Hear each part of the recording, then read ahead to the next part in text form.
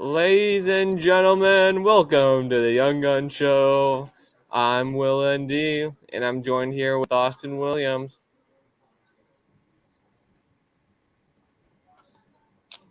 And Jeffrey. What's going on, everybody?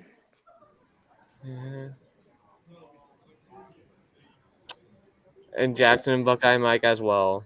What's up, everyone? Hello, everybody. How we doing tonight? All right. So today we're going to mourn the loss of one of the great characters in college football, Mr. Mike Leach. Coach Leach died at the much too young age of 61 as he passed away last night. Guys, how are you guys processing this and all that? Because he was one of my favorite coaches, so just seeing him pass, it's hard to take. It's a shame that they passed away. Because he had so many memories, and he left so much memories for not just college football, but life as a whole. He had such a great impact on everyone around him. We miss the Pirate, man. He's one of the best of the best. He was the founding father of the air raid, so to speak. Mm-hmm. Yeah. All right. Well, here we're gonna talk about the whole resume. The resume of Coach Leach. He started out at Cal Poly. I'm assuming San Luis Obispo as the O-line coach, and then a bunch of schools that I've not heard of. So yeah, and then eventually he got his big break at Kentucky, and I think he was with Tim Couch around this time, 97 to 98. Doesn't that sound right? I'm pretty sure that was Tim Couch. Yeah, I think it was. Yeah, he worked under Hal Mom in the late 90s. Those were some good days. And then he was the offensive coordinator in Bob Stoops' first year in Norman, where they did lose to Notre Dame, I must say. And they lost to Texas, but as I remember, the Pirate had a fake playbook that day. Like, that was pretty funny. He's just making sure Texas doesn't get a hold of what's going on. Mm-hmm. That was so funny.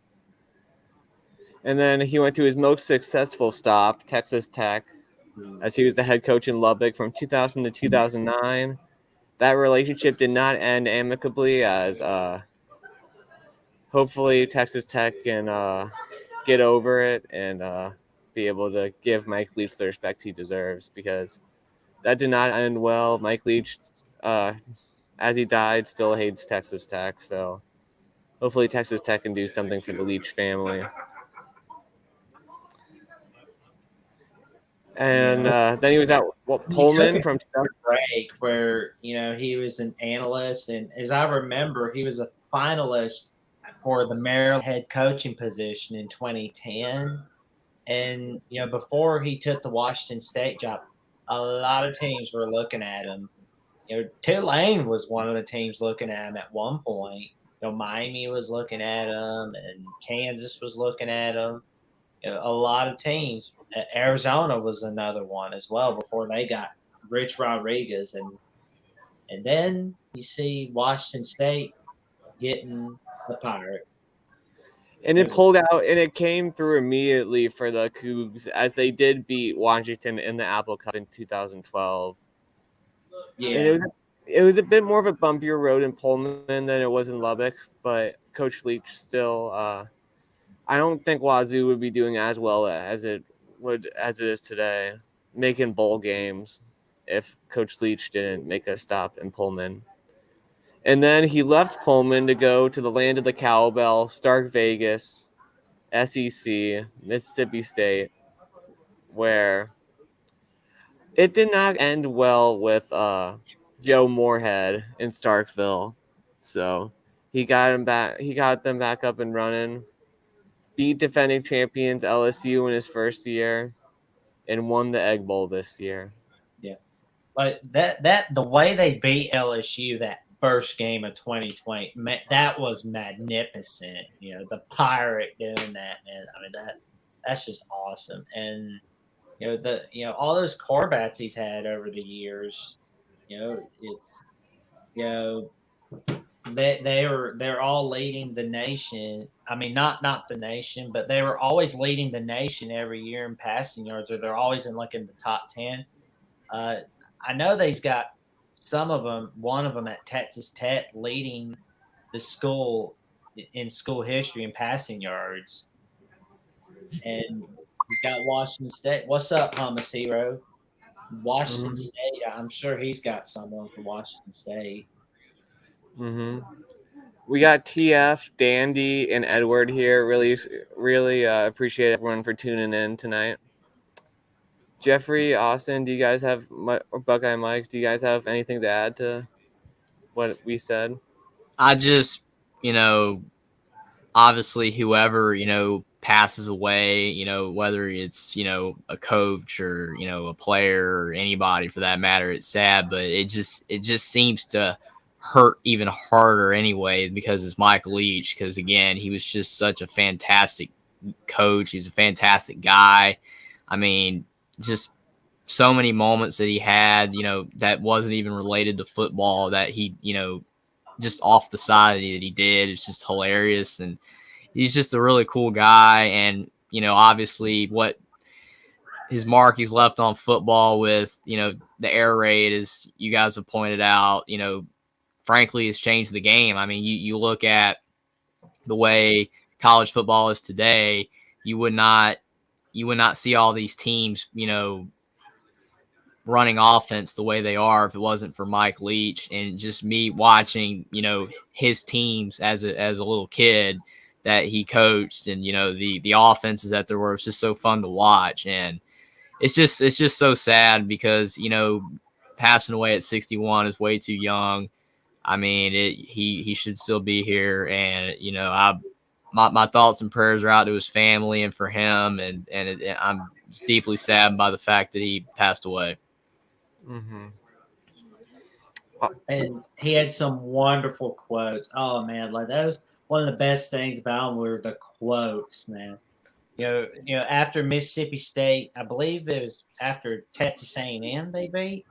So I forget her name, but she asked him about advice. She was asking for wedding advice. What should me and my fiance do? What's up, Tide guy? She was asking him, hey, what should my fiance and I do? Because we have a wedding coming up, we're setting it up, and he told her straight up, you should elope. That's what I tell my kids. It's if you elope, I will give you $10,000. That was one of my favorite quotes of the year this year, was when he was telling that lady about eloping. Yeah, I laughed so hard at that, man. That was awesome. And he was also giving out. It's an incredible. It's an incredibly sad thing that it happened to Mike Leach. He's one of the few coaches in the college sports that you loved him, no matter what team he played for. Coached for. Because he always, like Jackson mentioned, the uncanniness on the podium. And he was just that type of guy. He had that energy on the sideline. All of his teammates loved him and wanted to play for Coach. Mississippi State, they were like Washington State. Weren't a very highly scouted team, not thought to be much, but Mike Leach turned them into something. And it's just incredibly sad that this is how he goes. He didn't even get to play the bowl game this year. And I just hope that hopefully he went peaceful, and I send out my prayers every night to him and his family. It's just incredibly sad. But Mike Leach, you will be missed, and I hope Mississippi State wins the bowl for you, Coach Leach. Yeah, that was one of the things going on today where, the players were asked if they wanted to play the bowl game against Illinois on January 2nd in the Relia Quest Bowl. And they were like, we're going to dedicate this game to Coach Leach. We are going to dedicate it to him. Yeah, I love that about that. Yeah, I remember. Now it was they didn't pay his family the $2.5 million. That's why there's the sour feelings. Yeah, that whole Adam James kerfuffle, which turned out to be a lie about Adam James. Yeah, and here's a little more of the background, as we previously stated. So, is it just me, or like, if you look at Mike Leach, for example, the picture on screen, he doesn't fit the typical profile of a head coach. Oh, absolutely not. Nothing wrong with it, but I mean, how often? Because this is either taken on campus or he's headed to pregame for one of the games, and usually you see the coaches there in suits and everything. This man is in a long, I can't tell if it's a sweatshirt of Mississippi State or a long sleeve shirt. Oh, it's and a hoodie. he just No, my mistake. Sweatshirt. You're right. And the man dresses almost like Bill Belichick. He doesn't dress prototypically. And I mean, as far as your last question, my favorite quote has to be the what if every Pac-12 mascot got into a fight in the wild? And he was talking about, I remember the biggest one I remember was when he was talking about Oregon State, and he said the beaver would just get back in the water and run away. Yeah. Oh, yeah. Well, guys, the Sun Devil, what do they have, besides a pitchfork or something? At Arizona State, that was so funny. So, guys, I have a playlist of some of the best moments of Mike Leach. So, I'm thinking I'll share that. Ooh, I know he does, Edward. And by the way, the ESPN notification was me. I could tell because you reached to turn it off. So this is one of my first college football memories. When they were I remember this. Yeah. One timeout left here for Texas Tech. 8 seconds. Second down now. Deep strike. Got the big man. Oh, I remember that. Yes. With a second to go. yeah. Man. That look on Mac Brown's face. Here we go. And this is about weddings. Well, it's too late to rescue you. The best wisdom that I can possibly get. The best wisdom I can possibly get. 9 days, and it's late. Can everyone mute? I think everyone needs to mute themselves for this to work. Sorry, I should have said that before. You have to stay out of the way. Now, and I wish you a very happy marriage, and I'm sure you'll have one. But I'm just telling you, when it comes to marriages, the women lose their mind. Your fiance's going to lose her mind. Your mother-in-law is going to lose her mind. Your mom is going to lose her mind. Several of your sisters and female relatives are going to lose their mind. And they're going to barrage you with constant questions. What should we wear? And then, which of course my answer is, I don't care. And then, what color should the invitations be? I don't care. What should we have for dessert? I don't care. Should we see this way or that way? I don't care. But see, I don't care is not satisfactory at all. And you're going to get caught in catch-22, and I'm certain you already have. And that catch-22 is, I want you to be a part of this too. So what color invitations? All right, the blue ones. Well, I kind of like the tan ones. Okay, the tan ones then. Oh, you're just saying that because you want this over. You're not even thinking about it, which is of course true. And then, what do you want for dessert? I was thinking of strawberry shortcake. Oh, okay. Yeah, strawberry shortcake would be good. Well, what about the blueberry pie? Well, I like the blueberry pie. We could have the blueberry pie. Well, I thought you said you wanted the strawberry shortcake. And it's just going to go back and forth, and they're going to play keep away from you until after you're married. So what you need to do is you need to work late hours, work late, be very nice and supportive, and but they're going to play keep away from you, and there's no answer you can give that is going to be satisfactory or correct. And if you successfully please a few of them, the others will still be, oh well, I just don't feel like he's that interested. Yeah, okay, so you need to work late, go in the back room and read a lot of books. You have to go take the groomsmen out, so you make sure that they march in just right, and they know exactly, these swell outfits that you picked out or whatever, however you're doing it. And in the end, you'll wish you eloped. But nevertheless, you need to find excuses they'll buy to be as far out of harm's way as you possibly can. And but take comfort in knowing that once the ceremony's over, that life will get progressively better from there, even though there's some adjustment. All right, here you go. No, I do not. I do not. That's been carefully researched since I was a child, starting at approximately, I'm going to say 3.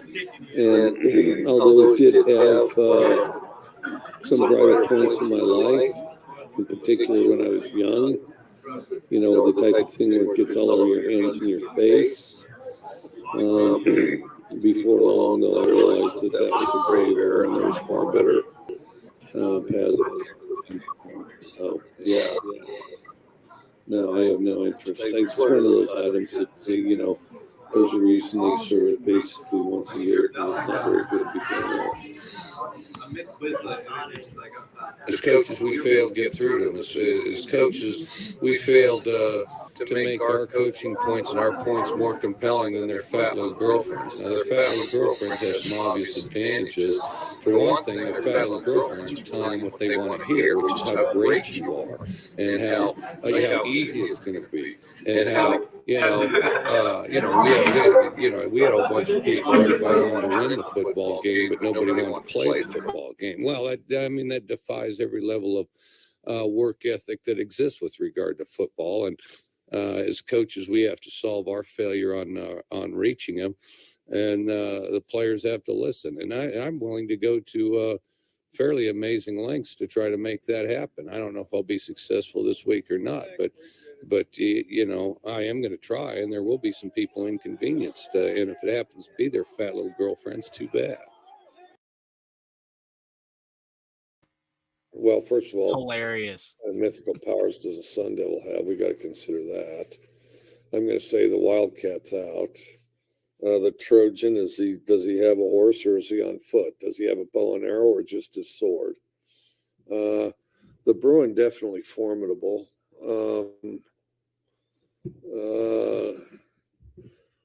Another bear up there at Cal.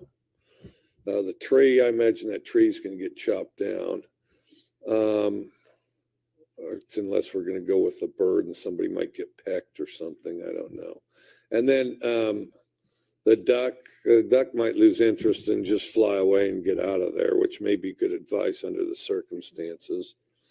The husky, no chance. The beaver, we'll see how long that beaver can hold his breath. The ute, again, we're back to, is he on horseback? Does he have a bow and arrow? Did he trade for a rifle? I mean, because if that ute's got a rifle, there's some definite problems. And then, you'd have to get one of those Harry Potter activists to read up on how you kill a Sun Devil, because there's a lot of outside stuff there. Just as far as a beast alone, a buffalo's going to be pretty hard to tangle with. I mean, a buffalo's utterly outstanding.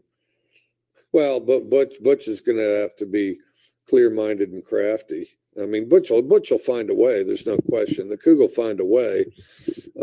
Clear-minded and crafty, a combination of stay out of harm's way and attack when you get your chances or your openings. A gaming couple's relationship is challenged hobby due to T-Mobile. Got your coffee. It is early. How do you take your coffee? What's the best way to take your coffee? Well, coffee tastes terrible anyway, so don't put anything in it to obstruct the harsh, bitter taste, and just put it down one sip at a time, you know? So it's just all about the effect. The taste, it's not about the experience at all. It's about the outcome. No, the experience is terrible. Got your coffee.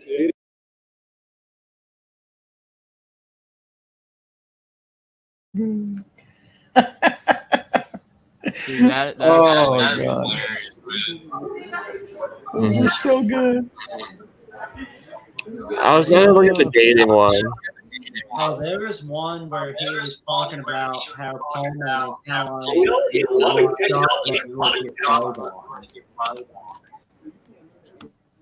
but that was funny. Oh.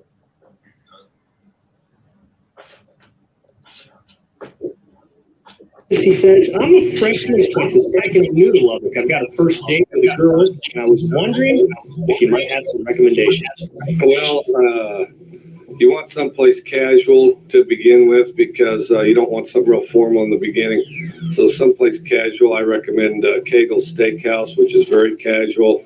The other thing that's great about it is that there's very little salad there at Kegel's, so then the girl will be forced to eat in front of you, which is something that women hate. But if you can make them do it, the earlier the better.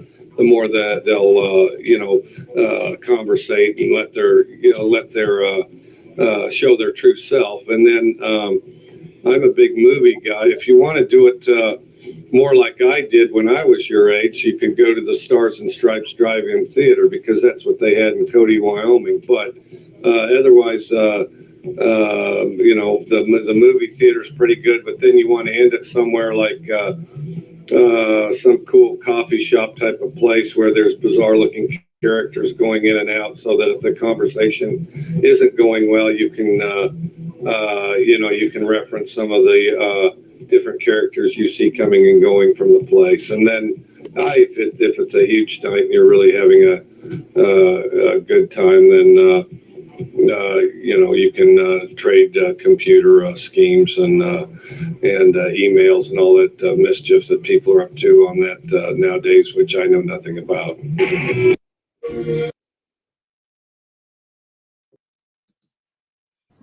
Good one.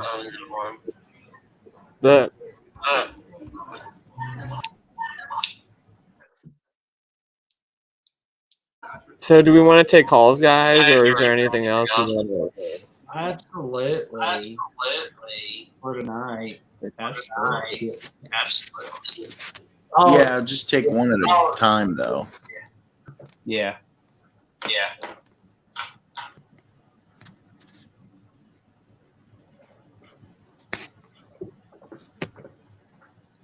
We've got Leach at his best.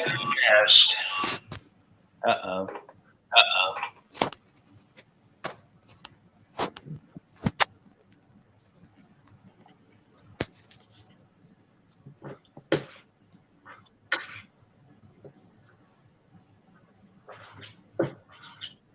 All right. I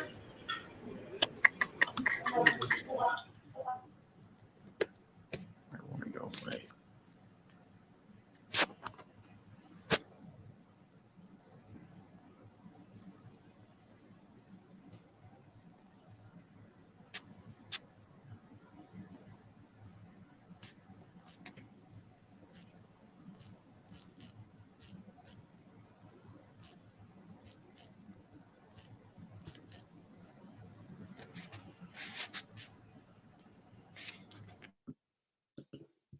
All right, we should have fixed the echo.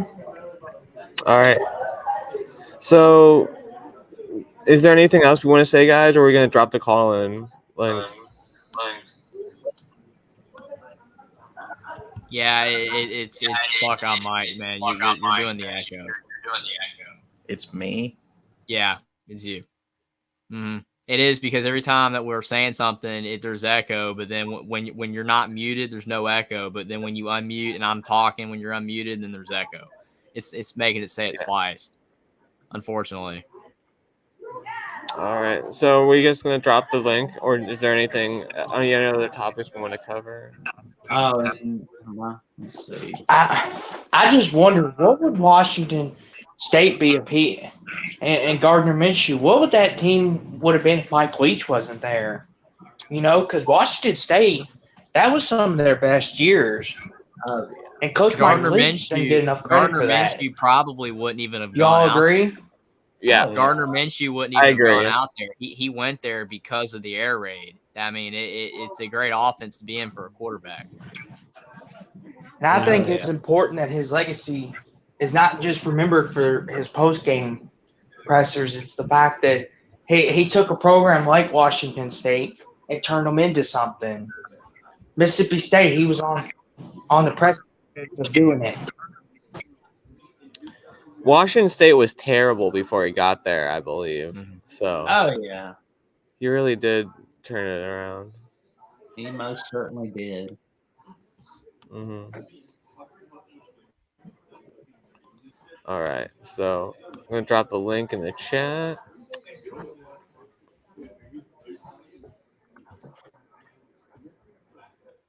Yeah, Buckeye Mike says he doesn't think it's him, but it has to be because it only does it when he says something or when he's unmuted. Mm-hmm.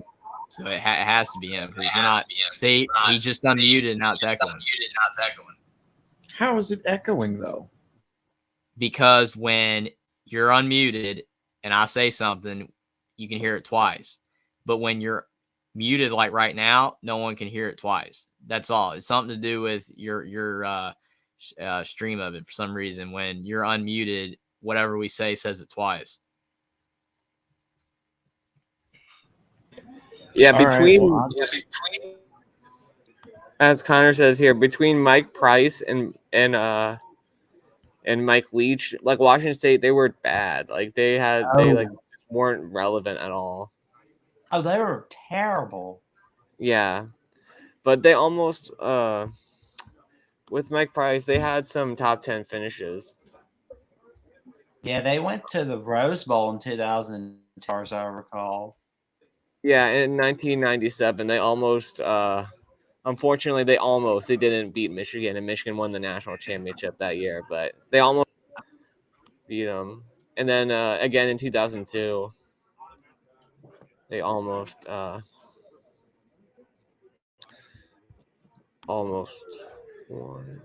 Yeah. Relevant. Oh, did I say relative? Relevant. Yeah. Mike Leach, man, his offenses were so fun to watch, man. I mean, just the fact it was almost unfathomable back when he first did it at Texas Tech that someone could throw for 500 yards and throw 60 times in the game. I mean, it's crazy.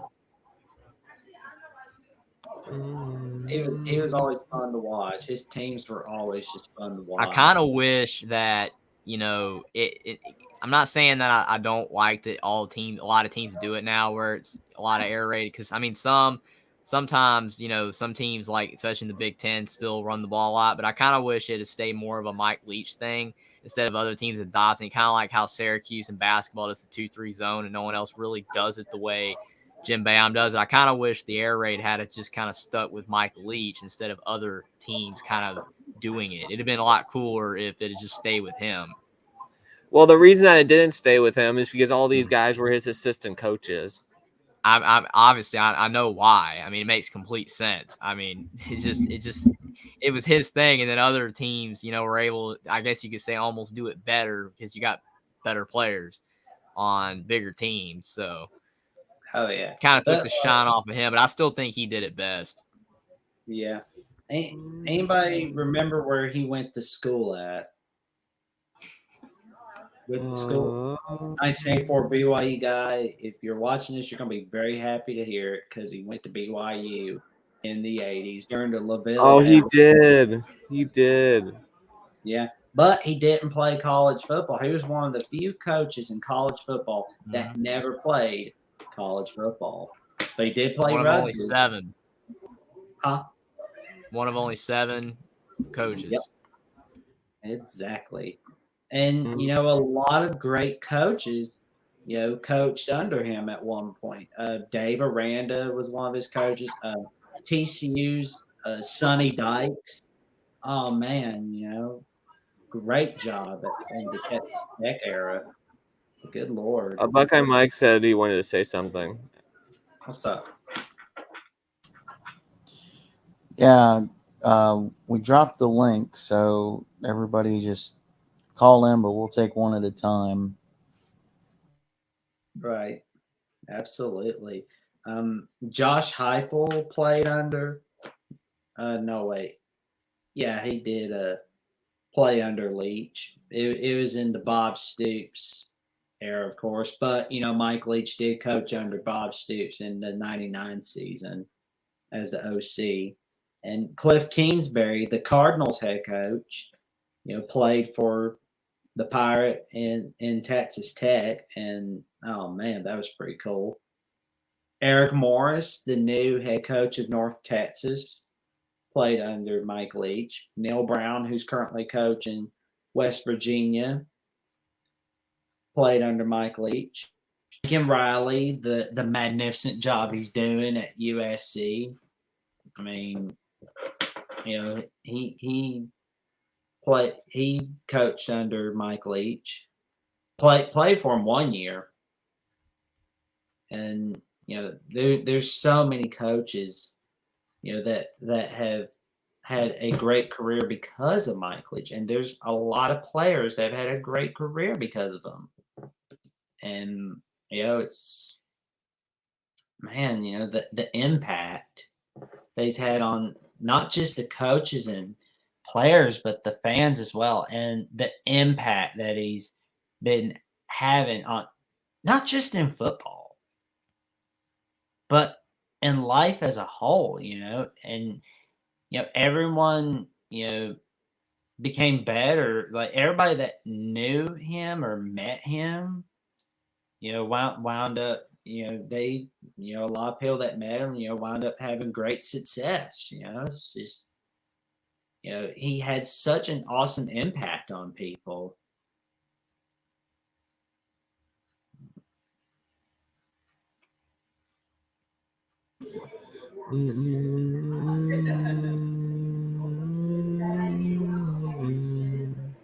Yeah. To your point in the private chat, Navy didn't necessarily fire their coach. From what I understand, they came to an agreement that this was going to be his last year. Yeah, it's basically the same thing, but not the same thing. It's just to make it look less bad. Yeah. Right. I'm just saying, like, there is a slight difference between being fired and, oh, I'm turning in my papers after this year because I don't want to coach anymore. Well, according to Coach Ken, it says Navy fired him immediately after the loss to Army. So. Well, it's kind of like it's like David Shaw out at Stanford. He resigned because the writing was basically on the wall. I mean, it was going to happen soon. If it wasn't this year, he was eventually going to get fired.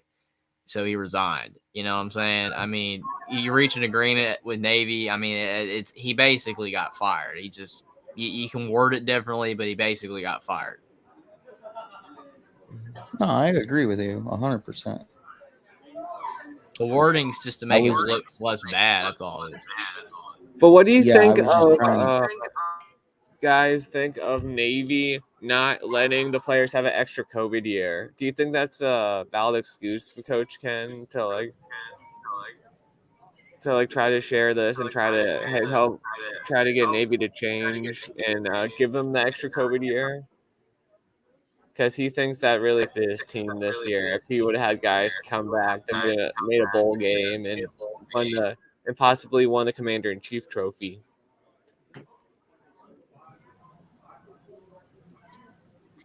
Yeah, I think they should. Everybody should be able to have an extra year if that's how it was being done. And like Hummus Hero said, forced resignation. It's basically the same thing. Absolutely allows them to have some dignity. Hummus Hero said as well.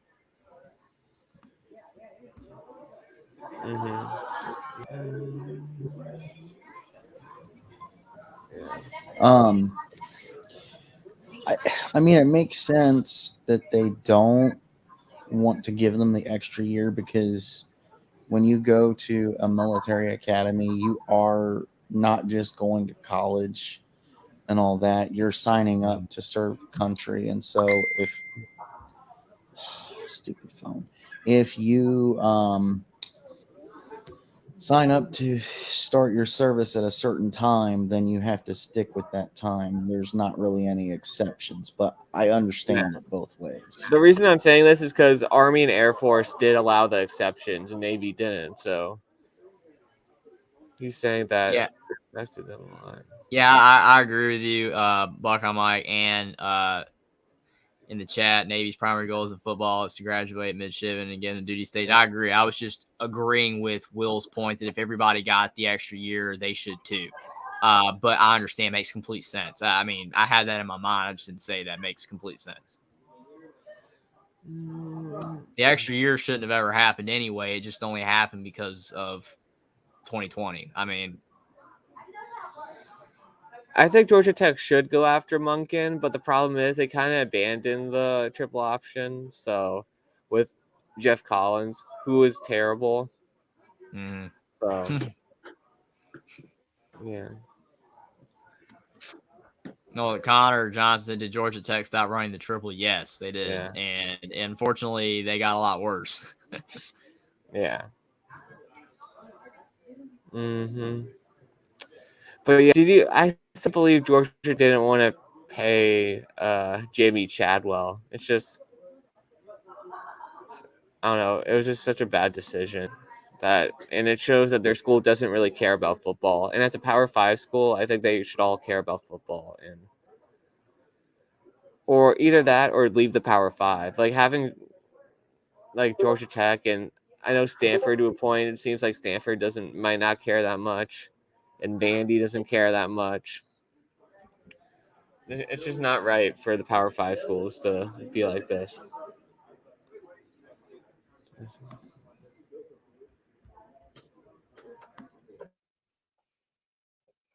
Do you guys agree that there should be stronger expectations for the competitive teams in the Power 5?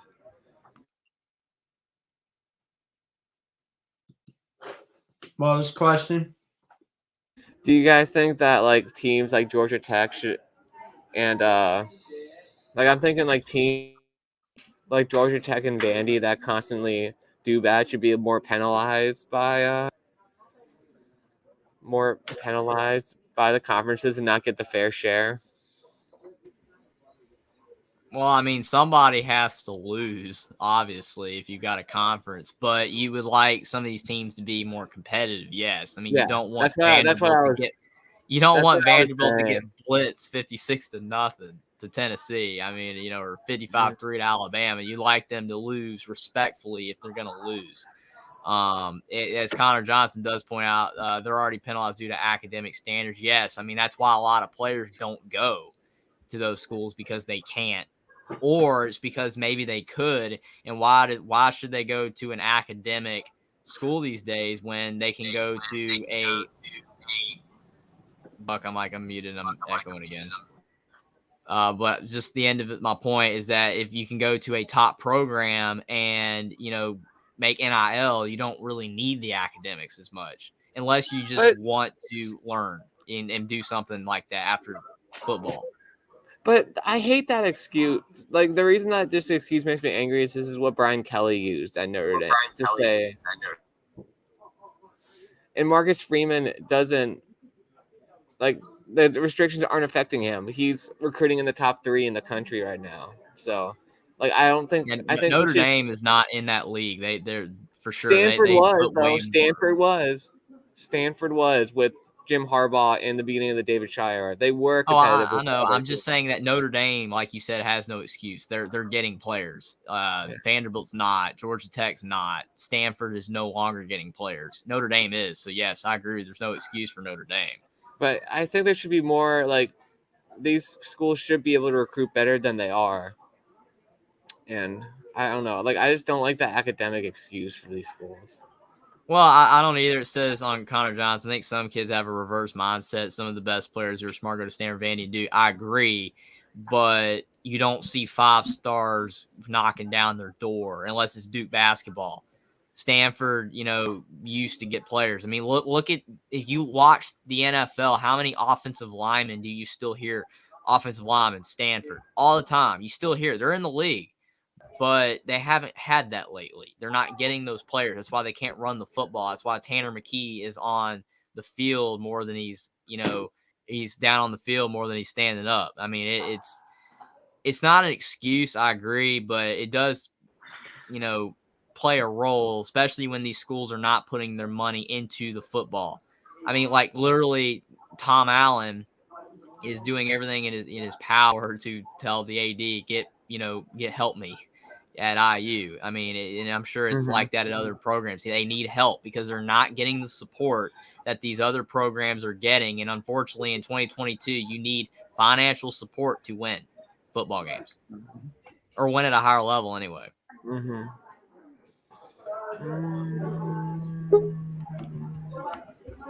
Oh.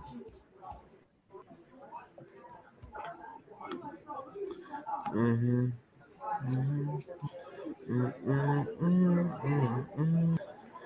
How?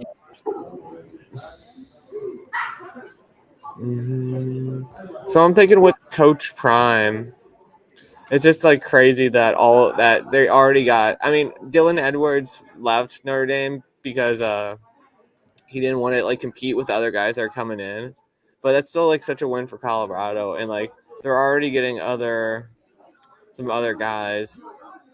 Like, do we think that like how long do you think it's going to take Deion to be successful at Colorado? Because I don't know, like I didn't think it would be this fast. He would be getting these guys. Well, his first year, I think he'll get them to a bowl game. He'll find a way to win some games. His second year, third year, fourth year are going to be the ones where he really succeeds. Yeah. I don't know. Maybe if like Lincoln Riley, look what he took USC from 4-8 to 11-2. And if It's all Deion about the Sanders at players, this rate, man. if Deion Sanders keeps getting these players coming to Colorado, we could see another Lincoln Riley turnaround with Colorado. Except this time it's Deion Sanders, because we saw what he can do at Jackson State. Yeah.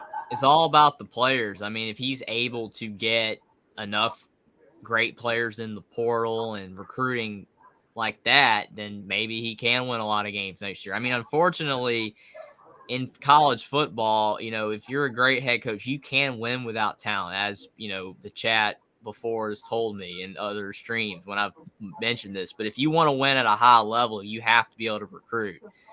And obviously, Deion, his name alone is getting players to come there. And plus, they're looking at what he did at Jackson State. I mean, they're already coming. So, I mean, if he's able to get enough good players, yes, I think he can turn it around. Maybe not to an 11-2 season, but it's all about the players. You can't win without good players. You're a bad coach if you have great players and you don't win. You're a great coach if you don't have very good players and you're winning. That's just the way it is. And if you have great coaching and great players, then you're a great coach. We're going to find out how great of a coach Deion Sanders is when he's able to bring all this talent in, and then if he wins adequately with it. If he does, then he's a great coach. Mm-hmm. And what do you guys think of Phil Longo? Oh wait, Buckeye Mike has something to say about Deion. So, what do you consider adequate wins? Like, are you talking 6, 8? What is the amount that'll prove the fastest that he can do this at an elite level. There's no baseline. It essentially what I meant is by how much talent he has. Like if he's got 6 great players on both sides of the ball and the other few are horrible, then I think he can maybe win 6-7 games with it. But if both sides of the ball are just loaded with talent, he's got 5 and 4 stars at every single position, you need to win 9-10 games. That's what it means. It depends on who he has on the team. You can base it off of who you got on the team. Lincoln Riley, with who he had on his team, if he won 8 games, that's disappointing because of who he had. He brought all these players over. It depends on how much talent he can get into Boulder this quick. If he can make the team all talented from top to bottom, then he needs to win 9 games off the bat. But if he still has holes in the roster, then getting to a bowl game is good. It depends on the talent that they have.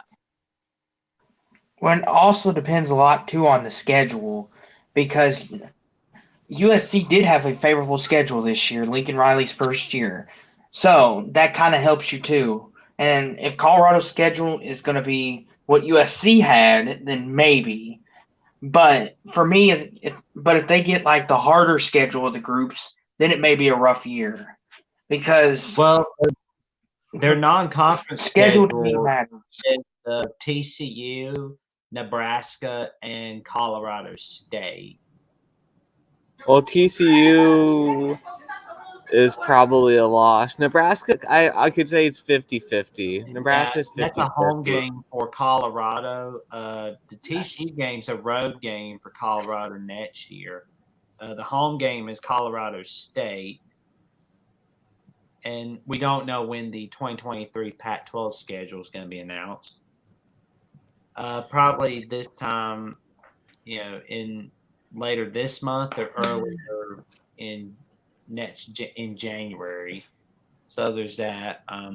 They got Arizona. They got the Arizona schools. They got the Oregon schools. They got USC, UCLA, Stanford, Washington State, and of course they're probably going to end the season at Utah, of course.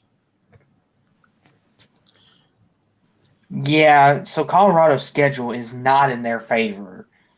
So if Dion can make it out of there with 6-7 wins, that's a successful season. Because if you get USC, Utah, Oregon State, and then you got TCU on top of it in the non-conference, that's a rough 5 games right there. Not to mention Stanford could sneak up on you. Just ask Will how that went when Notre Dame played Stanford. Mark's here. Boys College Football, giving a shout out. What's up, Boys College Football, Mark Rogers? Thanks for coming on, Mark. Huh? Thank you, Mark. Thank you.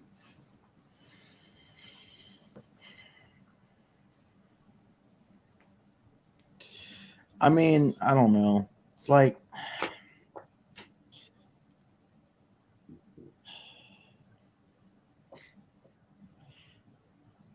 Wow. Nobody in the chat has given him a chance, at least this year. Oh, I think there's a chance that Dion wins. Again, it's all about how many great players he can get, and I mean, he can coach them up to the level that he was able to do at Jackson State, but just at the Power 5 level. I think he can do it. There's no doubt in my mind. I think he can do it, but I just know that to win at a high level, depending on your definition of a high level, then you got to have the players. It just depends how many great players he can get. Because, I mean, that's the only reason why USC turned it around. Because, I mean, he brought everybody. Lincoln Riley was able to get whoever the heck he wanted to join USC in a heartbeat. I mean, you see the players coming. If Colorado can get, great players that quick, and as to Austin's point, the schedule's fairly favorable, they can win. They can win some games in year one. It's just going to have to mesh together. Yeah, So, Jeffrey, I think that gets lost to a lot. Like what you said is what's your definition of success? Like for some coaches in schools, like Notre Dame, for instance, they win 8 games. That's not a very successful season in their book. But like for Colorado, they win 6 games next year. That they're probably happy because they haven't been very good. So to your point, Jeffrey, it's all about your coach in school. and what their success meter is, like you said. So here's the thing. Have we just taken the we're this school, this is what we expect. I don't give a crap if it's your first or second year, and we're just throwing it out as Jackson would say, we're throwing the baby out with the bathwater all of a sudden. Because here's the thing. Here's the thing. It was Marcus Freeman's first year. Good job. 8 wins. At a normal school like Colorado, you're not hearing threats of, oh, get rid of Marcus because he can't win enough. 8 wins is not good enough. Here's the thing.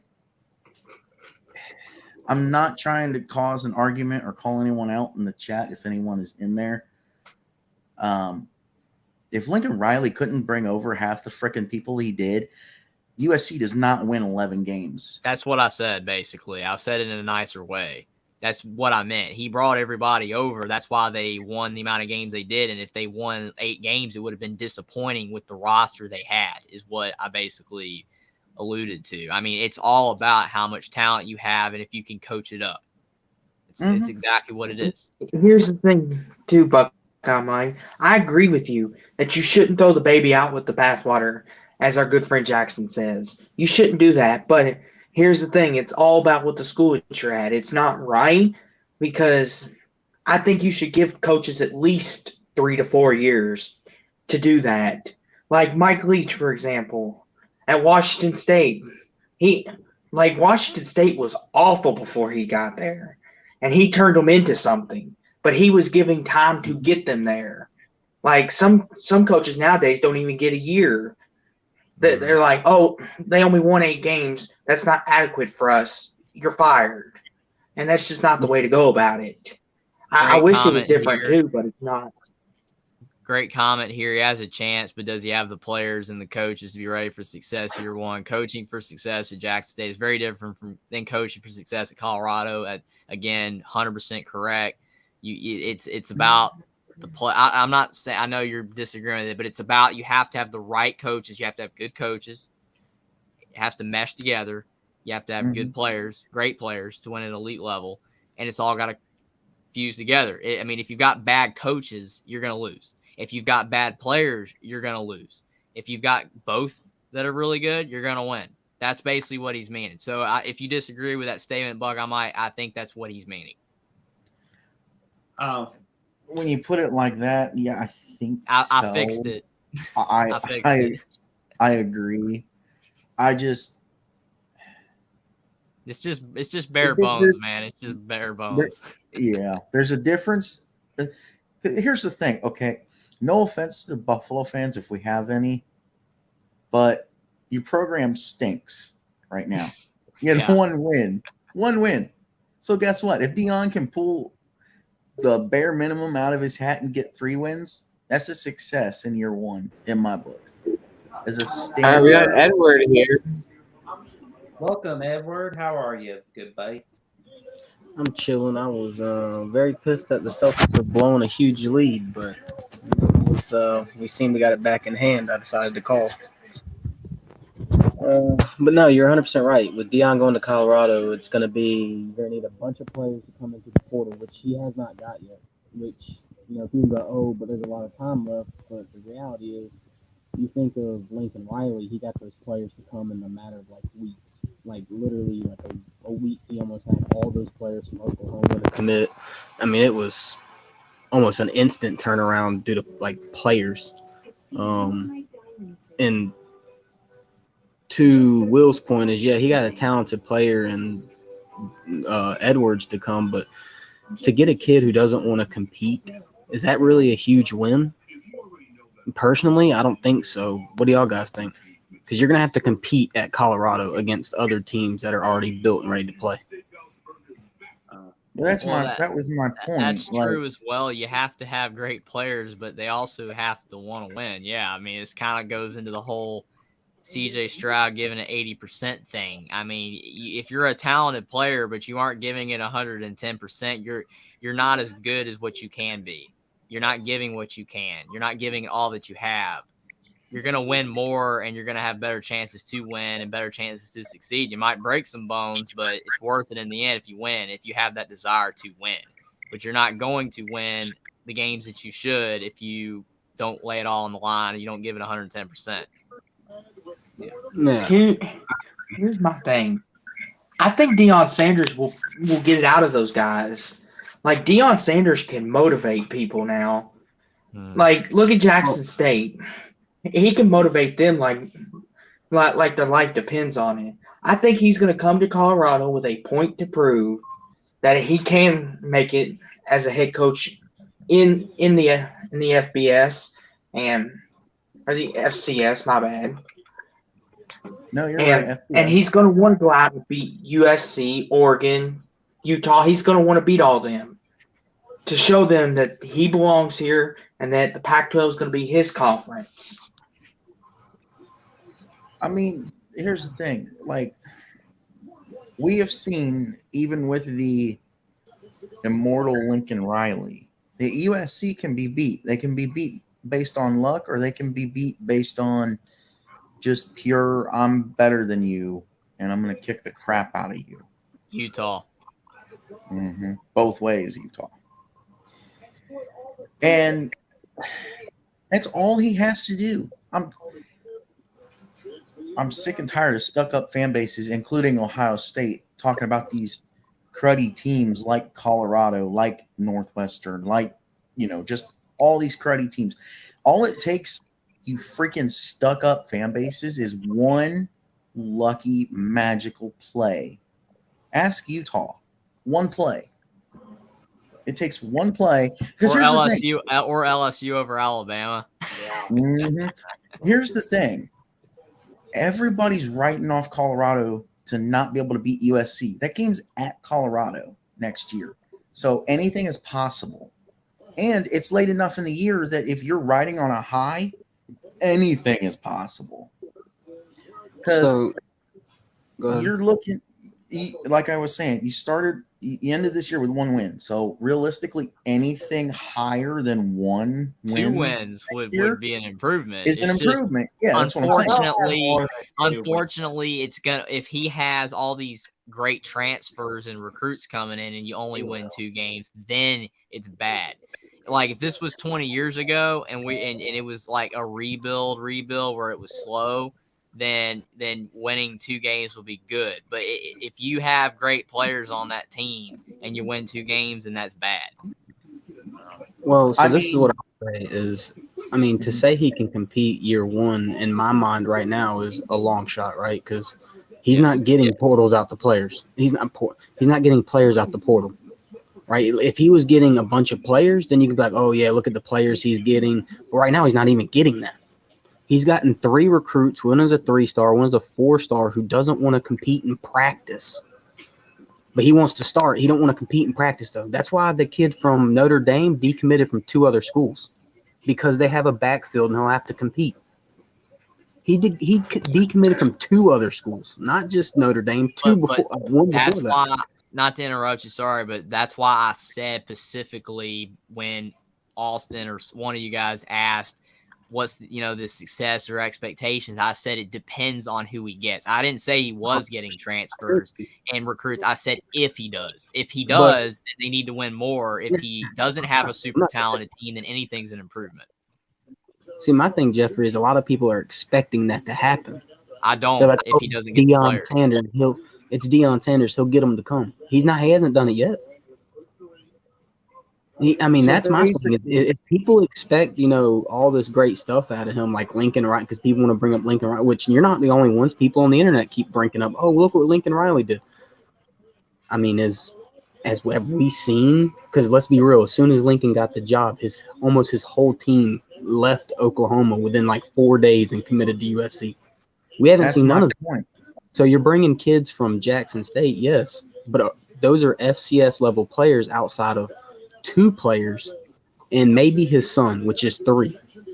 Because let's be real, the only big time players he got at Jackson State was Travis Hunter, who played 4 games for Jackson, and then Kevin Coleman, who was a 4-star wide receiver. and we don't know what his son's going to look like at the FBS level. He looks really freaking good at the FCS level. He looks phenomenal, but what will he look like at the FBS level? Plus, Colorado has nowhere the culture or lineage or tradition that USC has. Yeah, they were in a rut for a little while, but people know that brand, right? Like he's starting from the ground up, putting in a foundation. So it's really gonna deter. Like that's why I was like, what is this non-con? And Jackson said they got to play TCU and Nebraska.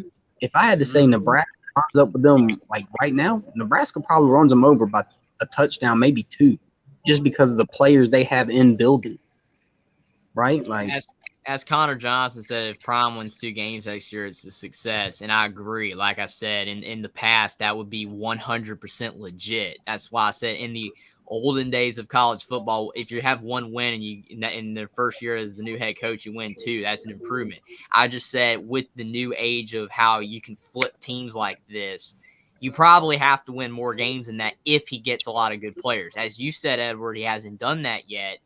And if he doesn't, then 2-3 wins is a success. It all depends on who he gets. If he's not able to get any good players, then yes, 2 wins is a success compared to last season. But he's going to have to win more than that if they get better players. And also to Hummus Hero's point, Colorado is a brand, though. They're a brand-ish, but they haven't been good in a long time. So I don't know. I mean, it's yeah. I'm 30 years old. Jeffrey, Colorado's not a brand to me. So that's fucking crazy that it's a brand to him. I think Colorado probably. Well, Jeffrey, I would like to point out, Colorado in 2019 went 8-4, so that's not that long ago. I understand, but it's the point that they haven't been consistently, a good team for a long time. They haven't been a good team year after year since they left the Big 12. So 1 year doesn't really matter. That's like saying Indiana is pretty good because they went 6-2 and 8-5, 2019, 2020. They've been, mostly bad ever since, besides those years. Colorado hasn't been good lately, so it's hard to call them a particular brand. So they have won a national title 30 years ago, as Hummus Hero says. I mean, they have history. I've seen Colorado be good on YouTube, but I haven't really seen Colorado be good, recently, except for a couple blips. So not a player that he's going to be recruiting has even seen Colorado be successful at a high level, right? Can we all agree with that? These kids he's bringing in, there's 18 to 20 years old. They have maybe 21 if he's like, they have never seen Colorado succeed ever. So to say their brand is wild. In 1 year does not make success. Because what happened after that 1 year, right? Mel Tucker left and they fell apart again. Mm-hmm. Well, they went 5-7 with Mel Tucker. Yeah, and then like 2 weeks before, the thing happened, Mel Tucker leaving for Michigan State. I'll tell you what, though. So this is a lot harder than people give it credit for. So, and this is the thing too, is at Jackson, Deion was able to rely on just over recruiting teams. People don't want to say that because that's a disrespect to him, but that's a fact. He brought in more talent than any team in his whole entire HBCU schools, like all of them. So can you do that at Colorado and just beat people on talent? Maybe in a couple years, we have to see. But right now, I don't know how people are giving him that type of respect. You can say, yeah, he's a good coach, but we haven't seen anything at this level. Yeah, but that's fair. Deion will succeed in the long term. That's what I do believe. And there's a question you're asking, Edward. You asked if Max Duggan if he's declared for the 2023 draft. He hasn't said anything about it yet. He on the part of my take, it was on the show from Barstool Sports. Pardon my take. He said he hasn't said anything about leaving TCU after 2022 yet. Well, that's what I was asking. I was wondering if he had eligibility left. Because if he does, I see him coming back. There's that COVID year from 2020, so. So I can see him coming back. Yeah, he could. That makes that TCU game almost a loss, right? If he does come back, it's almost, you could chalk that up to an L. Yeah, I mean he could most definitely come back in 2023. Plus, it would be really good for his draft stock as well. Yeah, especially another year in that system. The way Sonny Dykes and Garrett Riley run that team, yeah, that'd be really good for his draft stock. Yeah. And see, that's the thing. I don't think Deion's just going to crash and fail, but I think it's way too early to just instantly stamp him a success. I really do. That was my point. I watched Dabo Swinney struggle for a couple of years before it clicked, and he worked. And at that time, they wanted to fire him. Right when it clicked. Here it clicked. They were thinking about letting him go. And look what he is now. So I'm not saying that he can't be successful. I'm just saying he's in a very hard predicament. Well, that's why if you saw our coaching carousel, live stream, we sit on a lot of these coaches, like Matt Rule, for example, give him time because, if you pull the plug too quick on a coach, that you obviously can tell is a good coach, but if you fire them too quickly and don't let them get it off the ground, then like Auburn's been doing lately, then you're just going to get worse as a program because there's no stability and players aren't going to want to go play on a team that they don't even know if their coach is going to make it past the season. It's that, like Nebraska, they gave Scott Frost time, but so whatever. But with Matt Rule and some of these other hires that have been made, you got to give the guy 3, 4, 5 years. If it's not getting any better, then you can fire him, but you can't fire him too quickly. Well, here's the thing too. Sonny Dykes, look at him. He took TCU from 5-7 to 12-1 in just his first year. So it's not impossible. TCU wasn't a completely awful team last year, though. They already had a lot of, pretty good players. The Gary Patterson era at the end, he was, for whatever reason, it just was not, the results weren't there like it was before, but TCU still had a solid team. So even though it's remarkable what he's done, you also got to look at TCU's schedule, and they could have easily been 7-5.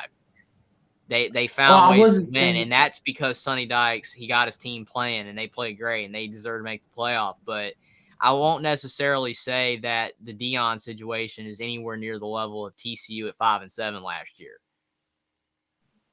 No, but here's the thing, Jeffrey. I get that the TCU can easily be 7-5 right now, or 5-7 like they were the previous year. The fact is, though, I'm making the point that he took a 5-7 team and took them to 12-1 and in the playoffs. Who's to say some of these coaches can't do that now, no matter what the situation is? Before you answer that, Connor, you need. Go ahead, Buckeye. You're talking about the Ryan Day, Jonathan Smith question. You need to call in here now. I kind of want to talk about what Austin's saying again real quick, if he does. Go call ahead. out. I'm just saying he needs. Like, your point about because the chips could fall. Deion's way. And Deion can turn the team around. But again, like Deion, what you did at Jackson State is incredible, but you're going to have to be able to, Edwards' point, bring in players that he hasn't done yet. If he can bring in really good players really, really quickly, then he can turn it around.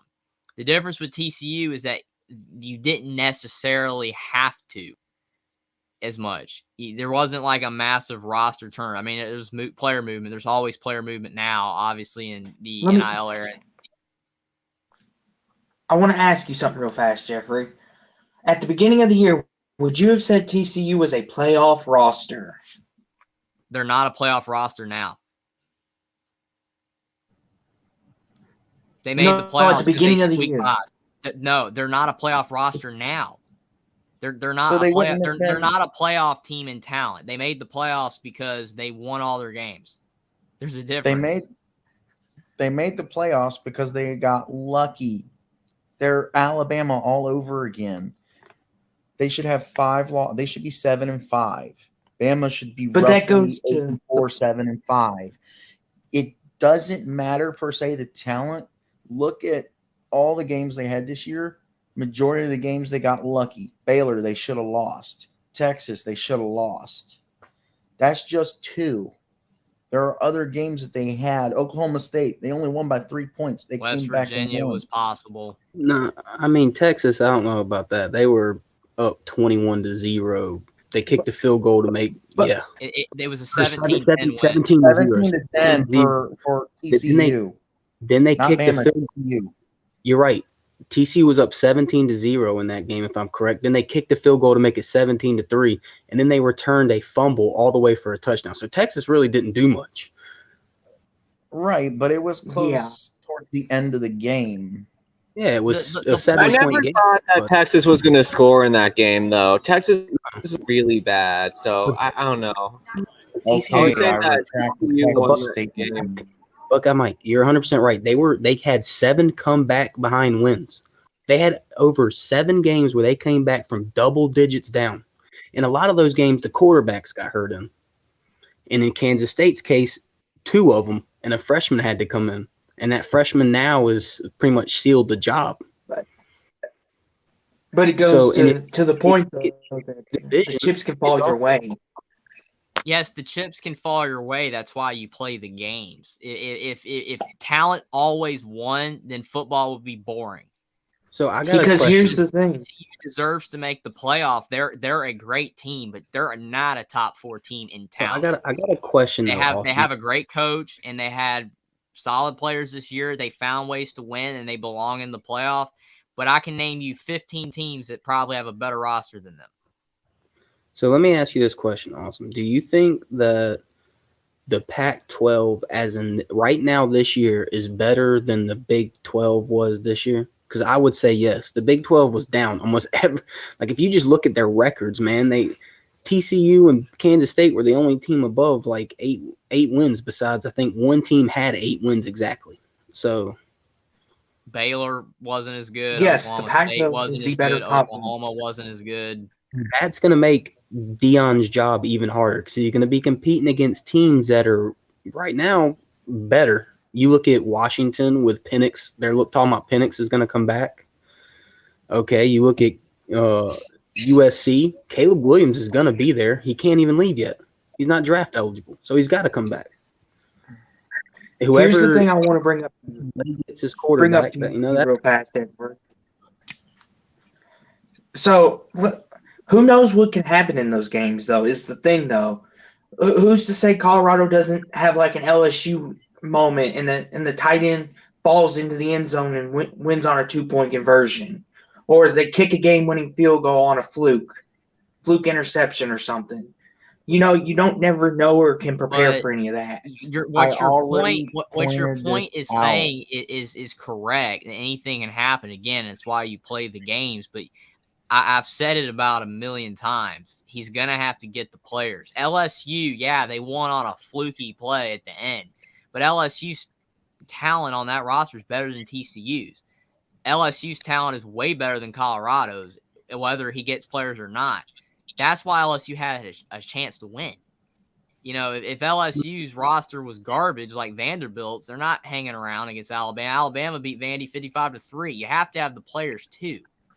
You have to have a good enough roster. TCU had a good enough roster. I'm just saying they're not a top 4 talented roster. They deserve to make the playoff. But to your point about anything can happen, I'm not saying it can't. But Deion's going to have to get some players if they're going to have a shot. You can't tell me with the roster they have right now and bringing over some Jackson State transfers, they're not beating USC. They're not beating Washington. Here's the thing, Jeffrey. You took that out of context. I'm not saying they're going to beat USC or beat Oregon or beat Utah. I'm just saying the chips could fall their way and they could get lucky. I'm not saying like –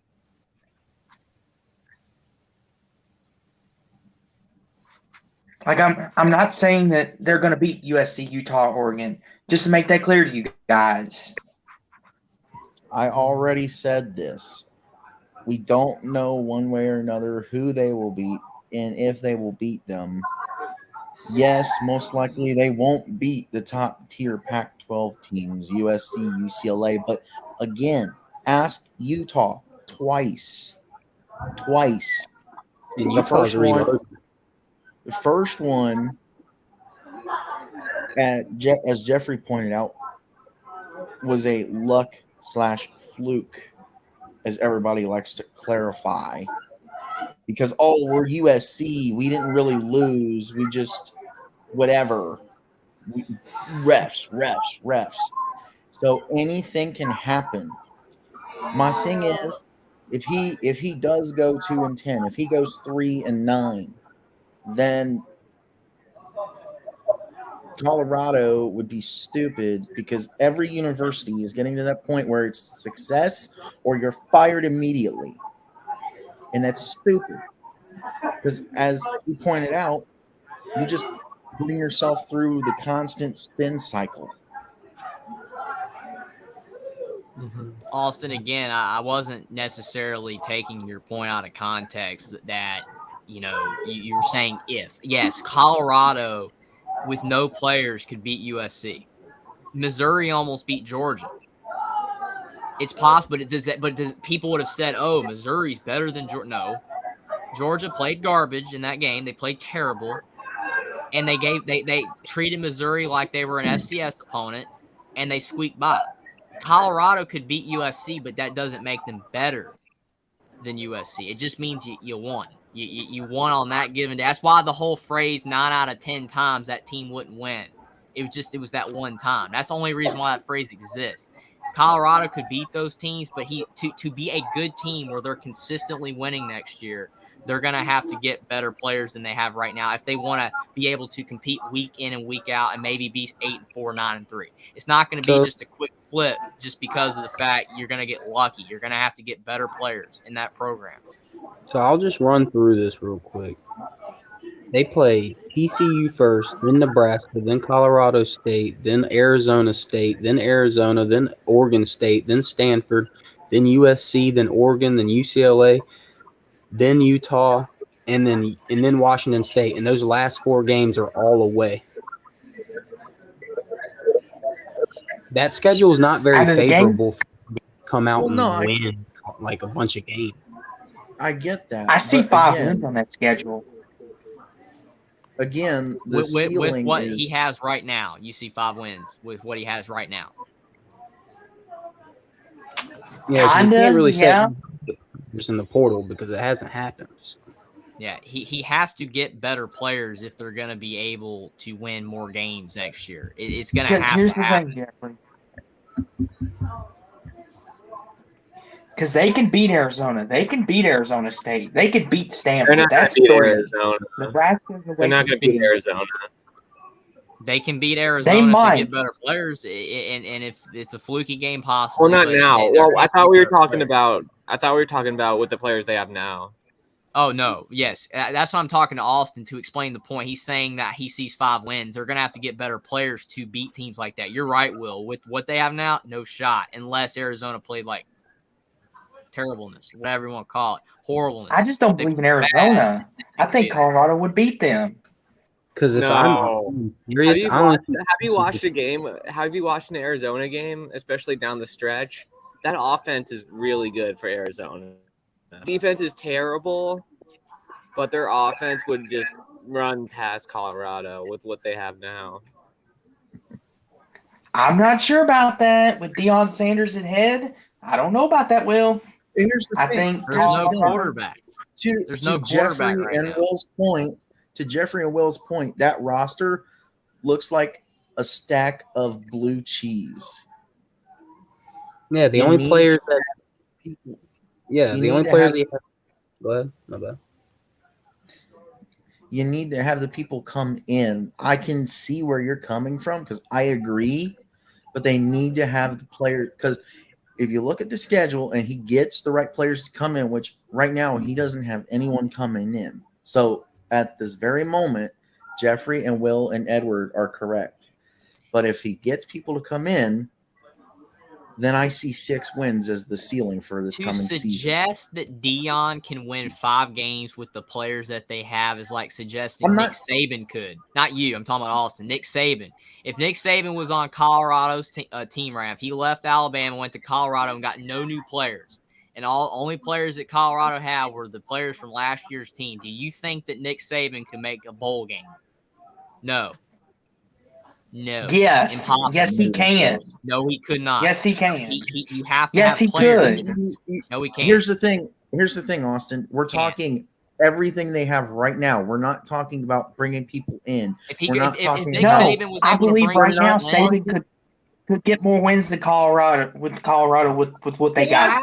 That's the kind of coach. The last coach with the talent they have right now, no changes, won one game. See, here's the thing. You're talking Nick Saban, though. No. But this is the problem, though, with the narrative. Austin, give me a sec. This is the problem with the narrative when it comes to coaches, because when you see a coach win, in your mind, you start to raise their standards. This guy is so much better as of a coach than these other guys. I'm not saying Nick Saban's not the best coach in college football. He's fantastic. He's won all his championships, but he also had the players. My point is Nick Saban cannot win and get to a bowl game at Colorado with those players. He would have to bring players in, just like Dion's going to have to bring better players into Colorado to win. There's no way, no how that he could get them to a bowl game with the players they got. And Hummus Hero says X's and O's are support Jimmy. I agree, man, but that team is awful. They're going to have to get better players. Here's the thing. Jeffrey, let me explain this to you. When you have a coach like Nick Saban, he will pull it out of you. He will make you play hard. Louisiana Monroe before because it was his first season, he was only playing with Mike Shula's players. He lost to Louisiana Monroe. Yeah. That could be another one of those flukes too, gentlemen. Just saying. You have to have the players. Do you see Alabama's roster every year? They're stacked. That's why they win. Nick Saban's a great coach. That's why he's not Jimbo where you go 5-7 with the number 1 recruiting class. Nick Saban's a great coach, but you have to have players to win. Players, coaches.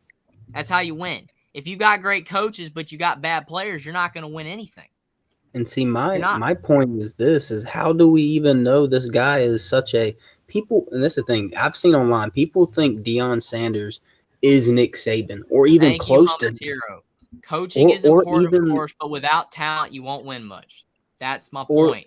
Or he's even Lincoln Riley. Like, the problem I have with that statement is we have no clue what this guy's going to do. Like, to put expectations of him as, this guy can be the next Lincoln Riley, or this guy can be the next Sonny Dykes, or this guy can be the next – that dude, we don't even know what he's going to be like. He might – all his hires that he hired might be shit. We don't even know. Like, that's the thing is he does not coach defense or offense.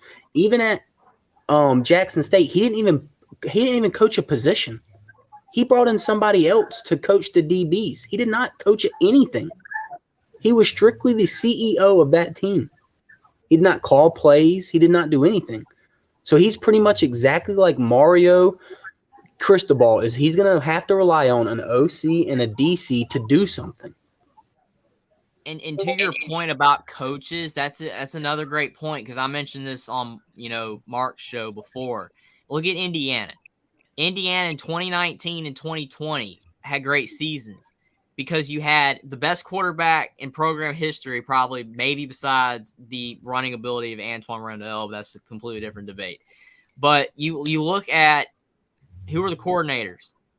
Kane Womack, Kalen DeBoer. Where are they at? Head coaches. Kalen DeBoer is at Fresno State, now at Washington. Kane Womack's ripping up the roads down in South Alabama. Tom Allen hired new coordinators. They were horrible.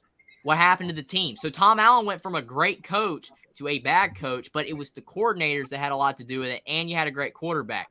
Look at LSU. Yeah. You won a title with great players, Joe Burrow, Clyde Edwards-Helaire, all those players on the defense, all that stuff. You had Joe Brady. You had a good defensive coordinator.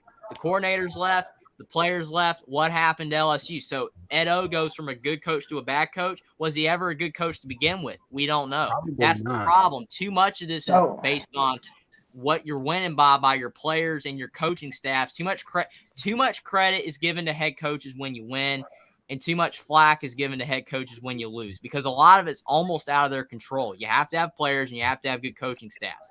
If you're a great coach, you're going to win even more.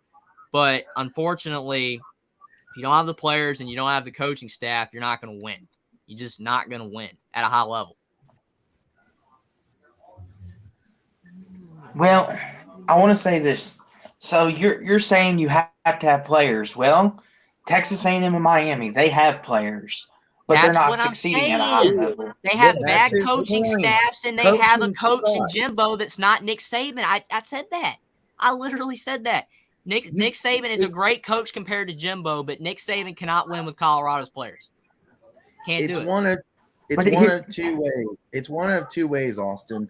Either you're a great coach and you have crappy talent, you can't win. You got crappy talent and you're a crappy coach, you can't win. It's What got to did be Nick even win across the at? board. How much did Nick win at That's when he why was at Michigan A&M State? went 5-7. They had the talent, they don't have the coaches. How much did Nick Saban win at Michigan State? He 7, came 8 second games. place his last year. He won 10 games his last year, which got him the LSU job. Yeah, I know. But Besides most that, years they're he went pretty- 7, 8 wins, and then he had Yeah. the good 10-win season. He improved the team. I agree. Nick Saban's a great coach, but Michigan State he improved the team. You know what I'm saying? And then he got the LSU job. A lot more talent. Alabama, a lot more talent. He had to build it up. Like you said, Buckeye might lost to Louisiana Monroe his first season because Alabama, that was the worst talent Alabama's had in his first season since he's been there. They've gotten better since then.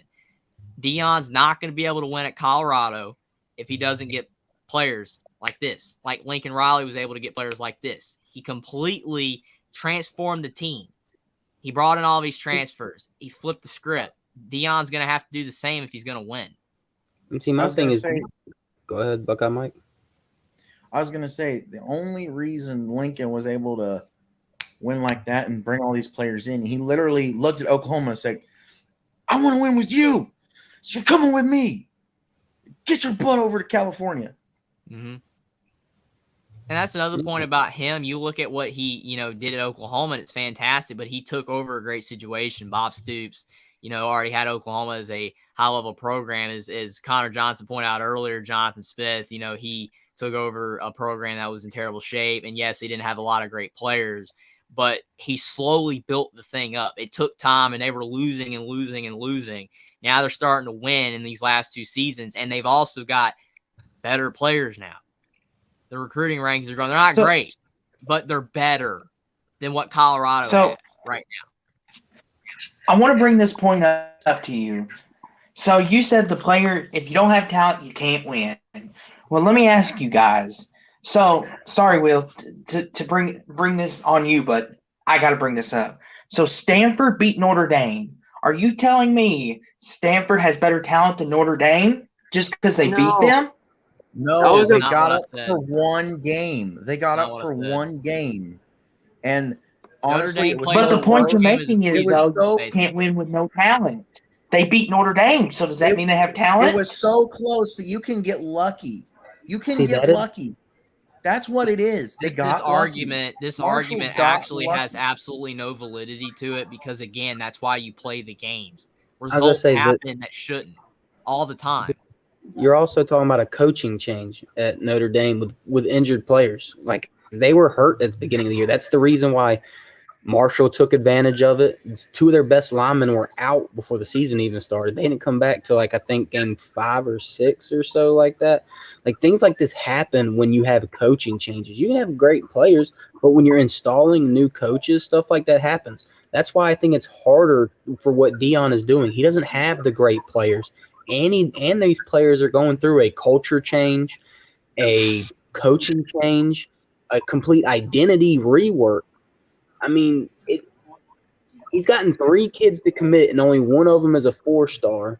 And that kid ran from 2 other situations that are better than what he's going to because he just did not want to compete. That's not something that you can be like, oh, man, he's got all this talent.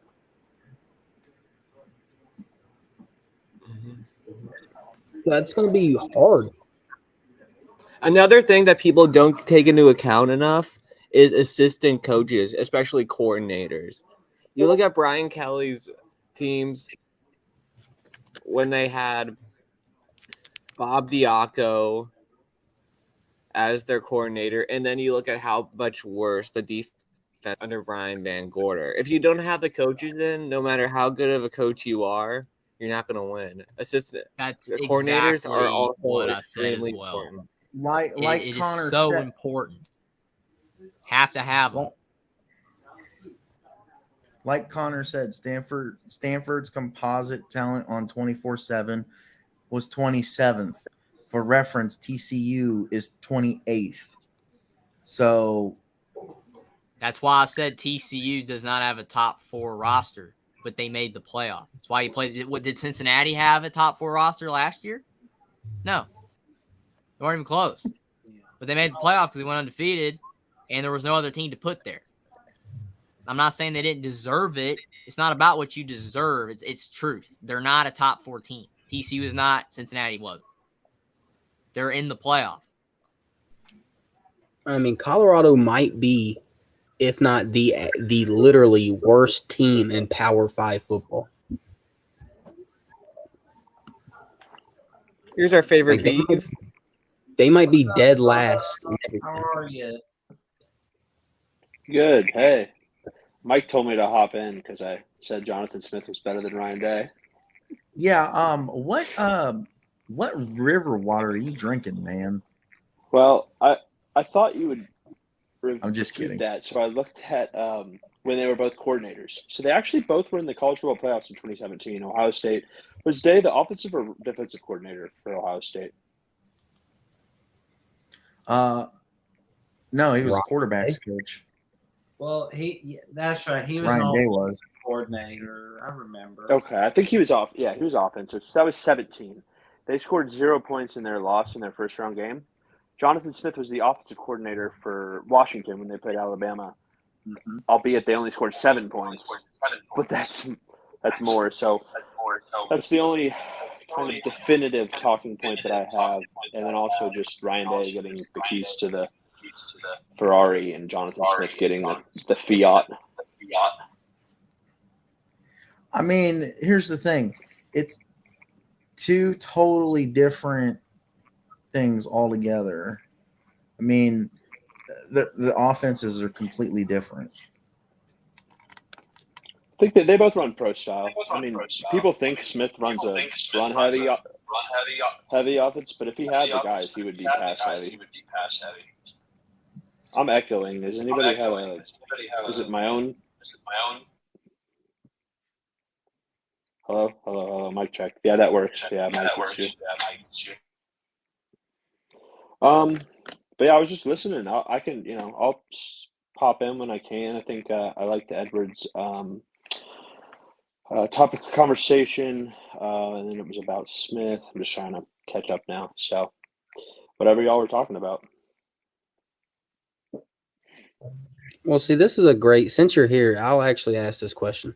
Since you're a Pac guy, with what Colorado is taking over, do you think he can just walk in and win above maybe 3 games, if not 2? Because that schedule is tough as hell.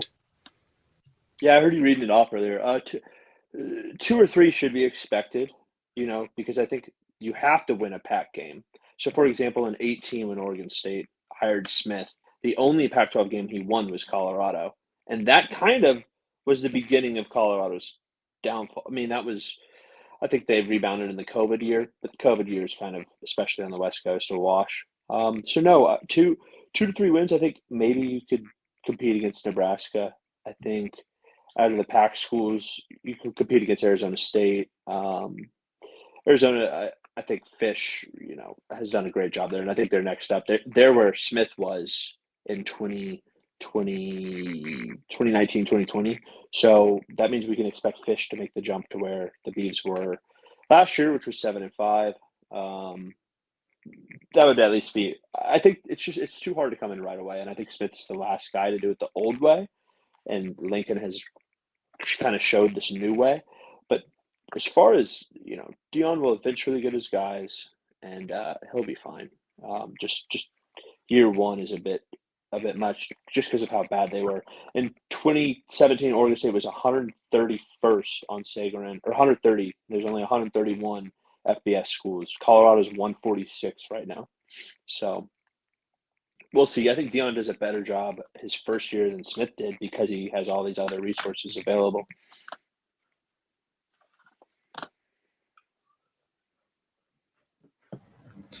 I mean, I don't know. Only time will tell, and I don't know. Well, I could say this much, just from afar, looking at what they have going on right off the bat. Dion's son has a YouTube. I think that's really cool that Dion Sr. wants to show the world everything because it's going to hold him accountable. It's going to hold those players accountable. That's why you show everybody the team meetings. I think, at least in the Pac-12, it's pretty hard to get behind-the-scenes access. You know, Smith and Lanning, the two I'm familiar with because I live in Oregon, they don't allow very much media at practices. They don't tell them very much. It's pretty cool that Prime is just like, no, like, these are our players from last year. I'm going to put you on TV, and if you want to come back, well, you're going to be embarrassed unless you do something different. So that's cool. That's different. I also think a lot's different. You know, he is a teacher of young men, and he truly loves to help young people. I believe. I believe when he says that. I mean, he gives me no reason not to. And I think that's ultimately the most important part of being a head coach. Now, maybe X's and O's wise, sure, you can have a coordinator for that. But the head coach, the philosophy, the culture, like Jonathan Smith was Oregon State, and this new Oregon State team is now Jonathan Smith. That I think when a program does that, it's built the right way. But Jonathan Smith also doesn't run the offense. So I think Prime has hired great guys where he'll allow the coordinators to do their jobs. And Shador is legit. So 3 wins, 4 wins, maybe 5 is the ceiling. Yeah, like 5 wins and to get into that last bowl game, I don't know. I think that would just be huge for Dion, and he would probably win Coach of the Year. So to Hummus's point, he said in 2016, Ryan Day was the QB coach for the 49ers. So he wasn't even on the staff yet because he was the QB coach for Dwayne Haskins when he was there. You're muted, Connor. I'll have to look back. I know he spent a year in San Francisco, and then he came into Ohio State. Well, I mean, that head-to-head, like you said, Mike, is hard to compare but I think that leans towards Smith's just because he didn't have the keys to the Ferrari, like I said. I could create a decent argument. I think the media still likes Day. I've been big on – so Ohio State, to be fair, he had all of the expectations and all of the tools to go win a national championship. He still does. And now that Michigan's here, it's a little harder. But before Michigan, I mean, coming from the Pac, it's hard to say that the Big Ten wasn't the best conference. But it's seemingly been Ohio State and everybody else for a while. And then the Pac has had less than Ohio State. We haven't had anybody, so it's been nobody for a while. But, like, everything was – that's why I think I see some frustrated Ohio State fans. The expectations are different. You should expect to win natties when Urban had just been winning natties. And also the Big Ten's not as good as the SEC. They have the talent. So I think, you know, I might tell Mark to bump Smith up in his rankings some. Connor, what's your favorite memory of Mike Leach? That sucks, huh, you guys? Like, that's really – I remember being on here the other night when I saw the news, and there wasn't enough coming out of heart attack and that stuff. I work in a hospital, so he, like I said, about Dion and about Saban, these guys, their first job is to help young men. Some of the best clips that Leach had was talking about what you should do so that you have a happy wife, or how you could get a date with a girl or joking around, having a good time. Like, it wasn't just about football for him. It was life. He was just a great man who happened to be a head football coach, very smart, changed his offense, entirely. He'll go to the College Football Hall of Fame. I think he would have, even if he didn't pass away too soon. And, Wazoo was something. They're our cousin up here, but they weren't what they were now. And has a large part to do with Mike Leach. And I was always, they were my favorite SEC team, just because of him going there. Which is way too soon. I think about his family, and that's all we can do, right? We could thoughts prayers towards his loved one. Is too young, sad. Yeah, 100%. And candy corn sucks. I'll disagree with that. Fuck candy corn. Topic for another day for sure. Edward, what was your reaction to the pirate? I mean, it just sucks, right? Like, I lost my mom at 55 due to cancer, so seeing someone, I know like people like 61 is kind of old, but it's really not. Like, in the long game of age, like 80, 90, that's that's like, damn, that person lived a great life. But at 61, that dude had so much football in front of him. And to Connor's point, yeah, you just think of, the thing I think about more than anything is, like, he had those great years at Texas Tech, but it was when he was at Wazoo, and when he won, I forget what game it was, Gardner Minshew came over yelling and screaming and hugging him and going crazy, and I was just like, that's how you know your players love you, is when that dude was, Gardner Minshew was the epitome of Mike Leach. Like, honestly, like, he echoed and mimicked everything that Mike Leach was Gardner Minshew. Like, do you remember in that post-game interview, Gardner put his there was a fake mustache banded around the student section at Wazoo. He put one on Mike Leach, and that relationship. I think I agree. He was like his son, kind of. yeah, and see, that's the thing, is like, it's crazy to think about that, is because, like, that guy, like, it just, you can tell that football was big for him, but the kids were big to him. And there's not too many coaches out there that are like that. It's more about X's and O's and winning than it is about players' feelings or them growing up as adults or, maturing as men. And you can tell Mike Leach did that for a lot of people. Like, there are a lot of people that just came out from his system that may not be great NFL players, right? I know he's got some, but they're all good people. Like, you think of Graham Harrell, that dude is a stand-up man. Like, you can go on a long list of people that are just great human beings and great adults because of him. What was your favorite quote from Mike Leach? Like, what was like your favorite thing that he taught you, Edward? There was so many, but the one, like, dude, the candy corn sucks one on Halloween was so good. They're like, "What's your favorite candy?" Candy corn sucks. Because it's just that's him, right? He's just all humor. He's that dude was so funny. I mean, like, the one where he told the lady that she should elope was great, because that was like, I think that was like halftime, right, or right after the game. He's like, "Yeah, I'm about to elope." I think it was post game, but yeah, like, right. Well, you should be thinking about football. Yeah, that's what I love about him too. Is just the fun. I mean, like, who could go their whole life and not smile and have a good time? He was just having a good time, making people laugh, and that's there's something to be said for that. Outside of his profession, his career, he left a mark. More so, I'll remember him for being a great football coach, sure, but like, he made me happy. I want to watch the guy, So, no, but great points though, Edward, about just as far as him not taking, making it about the young men for sure. Yeah, and the impact that he's had on not just in college football, but everyone in his life as a whole. It's just it's awesome. Like, he had such a great impact on people.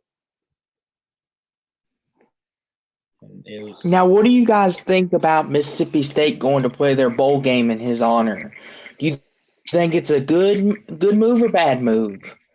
Me personally, I love it because they're doing what Coach Mike Leach would want to do, is go out there and rock them and sock them, and hopefully win the bowl game for them. Yeah, I mean, that is, to be honest with you, like most people probably think like, man, you should probably, it's weighing on the players. It probably is. But the reality is who Mike Leach was, if he was there or not, he wanted them to play that game, right? That's just who he is. And win or lose, I think that game might have a ton of viewership. Like, people will be supporting that team.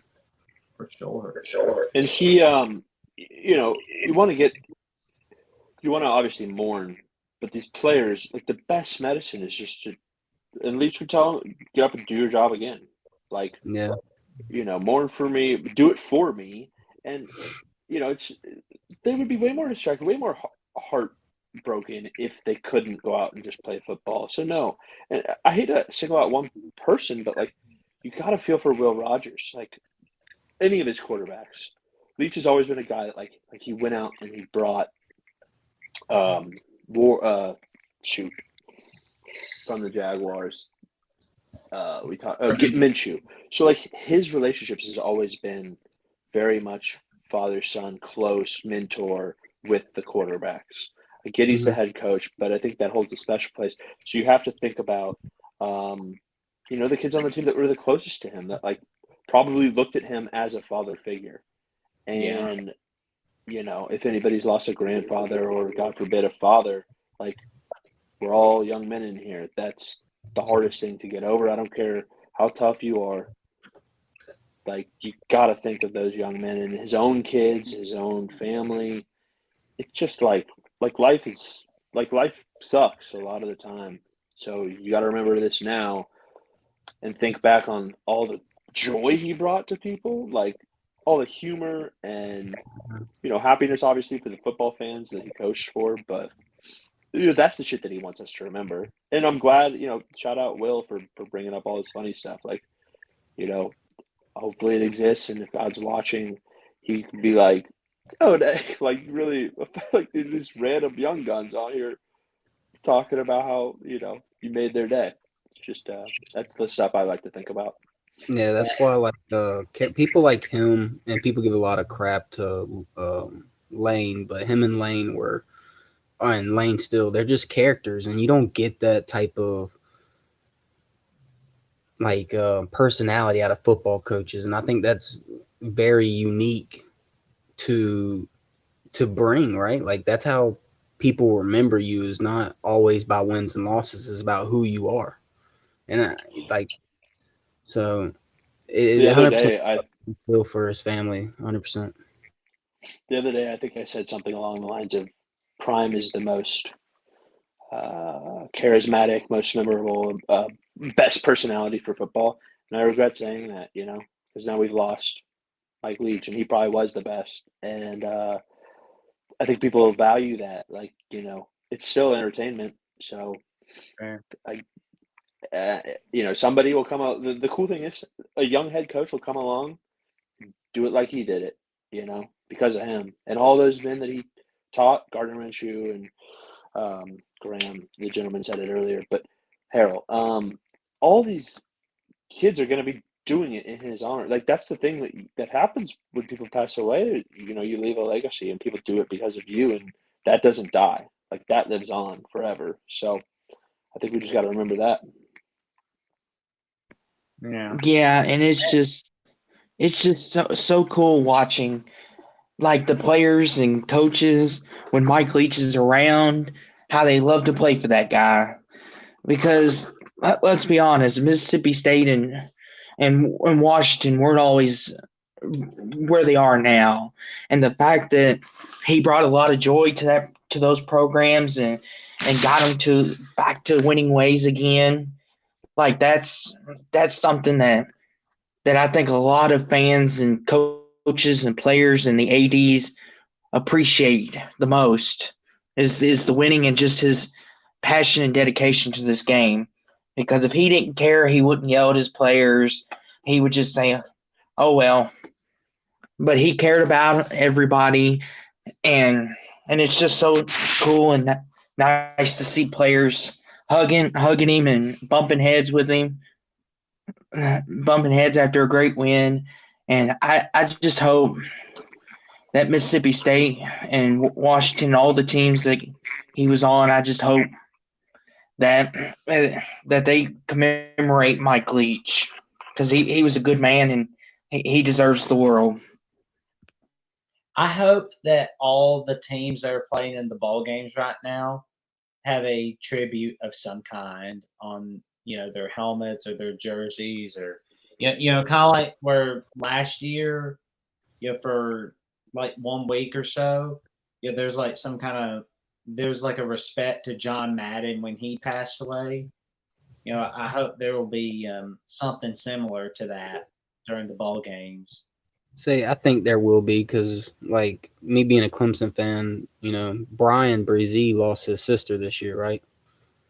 And his 15-year-old sister died of brain cancer. And I just remember every single school we went to, they had a Ella Strong painting on their thing, or a banner, which, that's just them showing support. Like, La Tech wrote him all letters. Everyone on their team wrote a letter to him.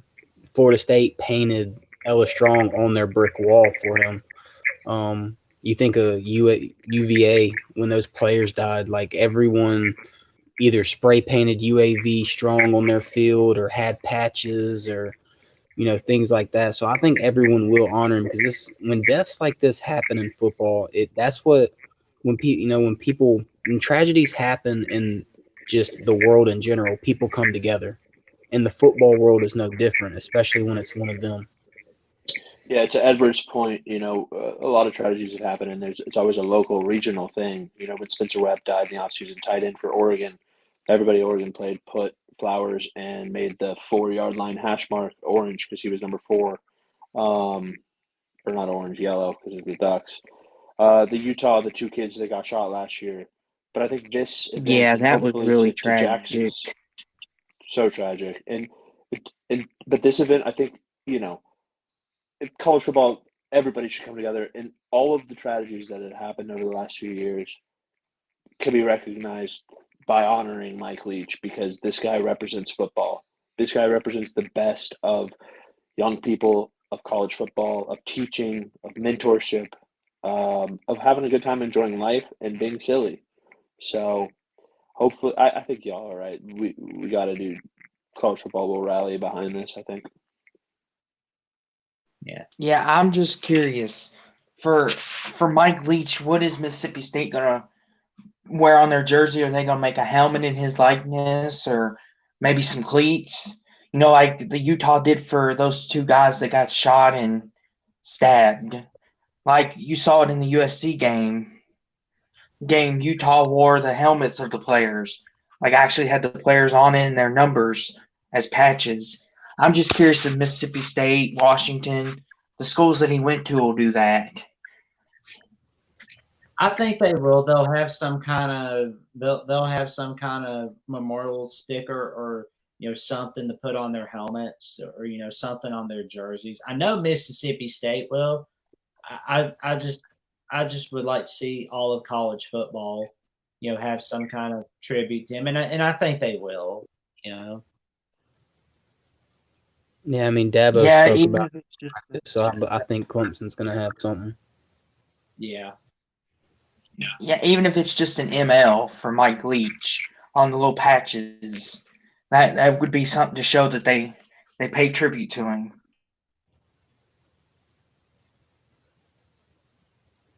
I don't want to Or take it off even of Mike Leach, but this is Debbie Downer stuff. Mike Leach would not want us to be sad for him, and it's fine to be sad. That's why we're talking about, like, how awesome he was. I know all the funny shit. You would will. Let me ask you. The stuff about Woodstock, like, remember, like, it was after Washington State upset USC 2017, right? And he's asked by the Sports Center crew. He's talking about, Pullman's pretty fun, but it's kind of like Woodstock, but except you have all your clothes on.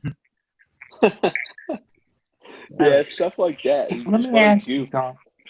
He didn't take himself too Let me ask seriously, you, which is so Connor. cool. Since you are a Pac-12 guy, Connor, do you think Washington State would be where they are today if Mike Leach didn't come along? On a better note? No, they wouldn't. They're a national, not a brand, I would say, but like Wazoo fans make a big deal because they bring their flag to game day everywhere. That started under the Leach era. Like Leach brought a bunch of eyes to the Pacific Northwest. Pullman, Washington is a very small little agricultural town. Even smaller than Oregon State. Oregon State's actually in a pretty big area. So yeah, I think just him being a character brought eyeballs, and then him being a good football coach brought wins, and put Wazoo. I mean, not on the map. I won't. I don't want to take credit away from coaches prior to him, but I'm 30, and when I think of Wazoo, I think of Mike Leach and Gardner Minshew in that run, or I think of the Palouse and his field interviews with these poor young women who don't know what they're in for. Because he's just Did he end up making the character. Pac-12 title game too? While he was Unfortunately, there? No.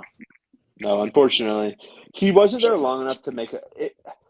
When he left, I was bummed because it was like, the SEC just paying for whatever. But I thought he could have, he did leave his mark on Wazoo, don't get me wrong. But yeah, he would have, no doubt in my mind, been competing for Pac-12 championships by this point in his career if he would have stayed in the Pac. That's just he was doing it his way. Like Wazoo was very much that offense. And people are confused when I say Wazoo has a good defense because they remember those offenses and they think of Wazoo as an offensive team because of him. He did that. So cool stuff. The Yeah, Palouse, Roger Dodger Wazoo. made a comment. He was like, I remember Washington State beating USC. Yep, in 2017. Yeah, a lot of USC fans do. So, oh yeah. Yeah. They did just kind of screwed over in that 2018 game against USC. But, oh well. But, like, the impact he had on a lot of the coaches, I mean, like, Lincoln Riley, we wouldn't be talking about Lincoln Riley if it weren't for Mike Leach, and, we got, Sonny Dykes, and then you got, Dave Aranda, Neil Brown, Josh Campbell, and Eric Morris, Cliff Kingsbury in the NFL. I mean, you name it. All those coaches, man. And there was one good. I mean, his 1 year as offensive coordinator at Oklahoma, when he had that little fake playbook for Oklahoma against Texas, he was just kind of like making sure that nobody was trying to cheat Oklahoma or anything. But not on my watch. I mean that was a good one right there. Well, 2020 Oregon State won at the Coliseum. Yeah. I mean, no, it's 2021. My bad. It's okay. But yeah, that was a pretty cool story at Oklahoma. That was pretty cool. Now, for your next segment, the reason why you brought me on, the Florida Oregon State Las Vegas Bowl preview.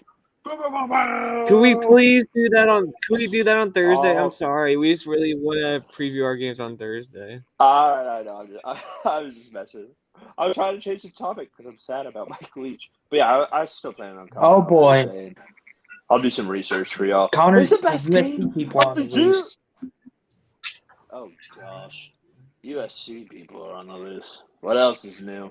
Go to Ohio already and Rutgers and Big Ten country. Connor, they're doubting Oregon State's victories. Tim and Roger Dodger are doubting your all's victories. Hang on, let me see. Because it was against Helton. Oh, yeah. No, I mean that's a fair point, I guess. Like USC was pretty bad last year, and we were on the climb. But there's other Oregon State games to point to where we beat USC, so I'm not worried about that. Yeah. Oh, but yeah, I'm excited calling about Florida Oregon State. I don't know how many good games. We'll do this on Thursday. Sorry, yep, it's y'all show. Yeah. And we'll be covering the bowl games. We'll be picking them. So it's going to be pretty fun. One more thing I want to bring up, and this is more Edward focused since this is an ACC question, but what do you think about Phil Longo going to the Big Ten with Luke Fickell? I think it's a great hire, but I'm just curious, like how will his offense do against Big Ten opposition? Well, I mean, honestly, probably good, right? Based on how the Big Ten plays, they're a really run-centric team, and so their offenses are more geared up front instead of in the back end. So it'll probably be good in that aspect. Kind of like Ohio State, right? Like there's not too many teams that do good against Ohio State, even with Michigan's success the last couple of years, just because of just the way they play football. They're not like a super high powered team on the defense on all sides. They're usually heavy up front, weak in the back end because teams don't really throw a lot. That's gonna have to change because you're gonna, Phil Longo is gonna make you adapt real quick. That's what he does. The one thing that I'm interested in who's gonna be their quarterback because May made that offense look really good. And May made that offense look bad when he had his freshman moments against Georgia Tech and NC State and against Clemson.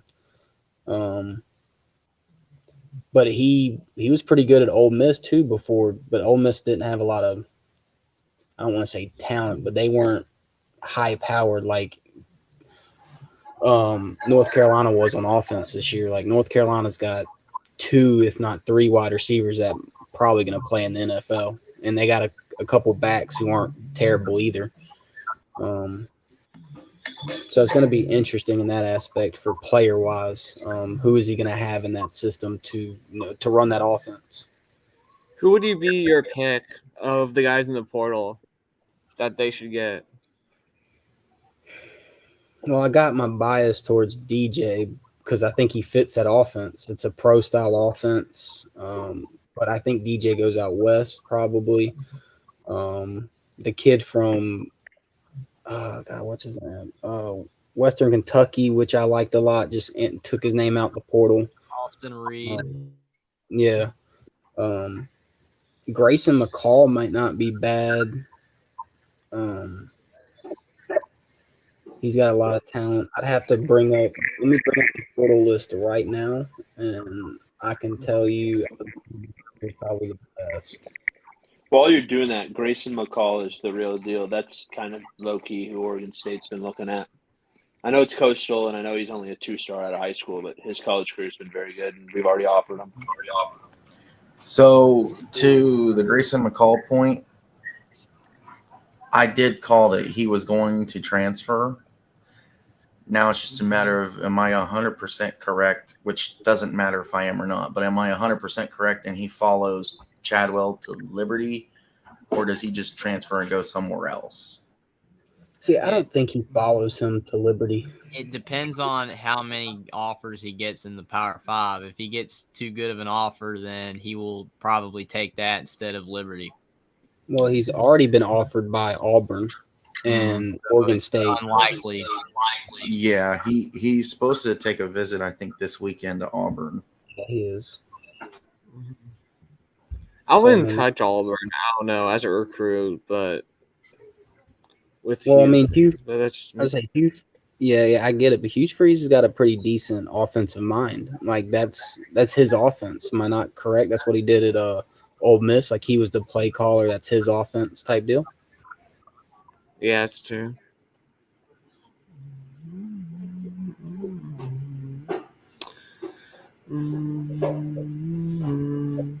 TF's excited about his Hurricanes, up to 5 in the recruiting rankings.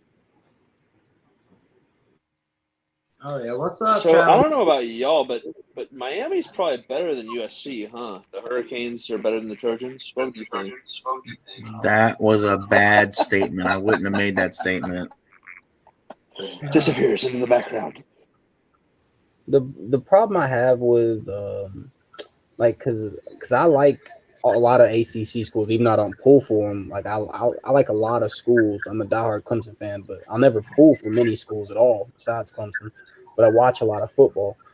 I don't know. It's going to be interesting because one thing I noticed at Miami is it might be too many cooks in the kitchen type deal. All those big name guys, everyone in the building. Do they get on the same page? Do they get it together? I'm not a massive fan of Mario Cristobal either. I'm hoping he does well, but He's trash.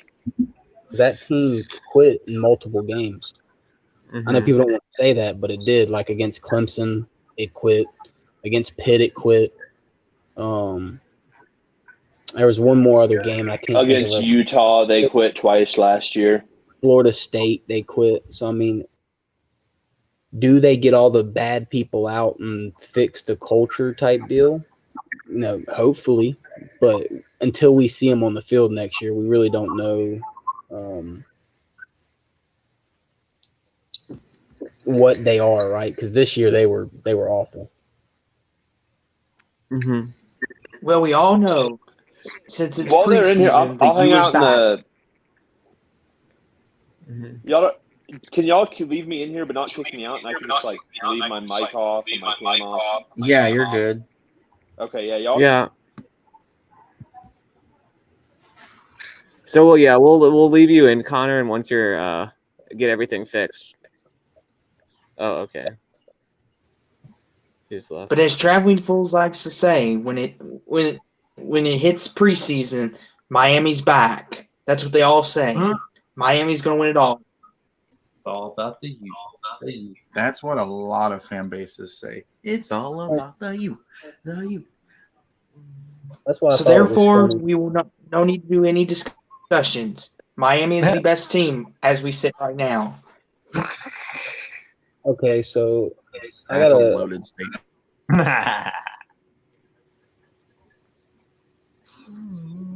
So out of the portal, you got Hudson Card, Devin Leary, and Jeff Sims, and Grayson McCall.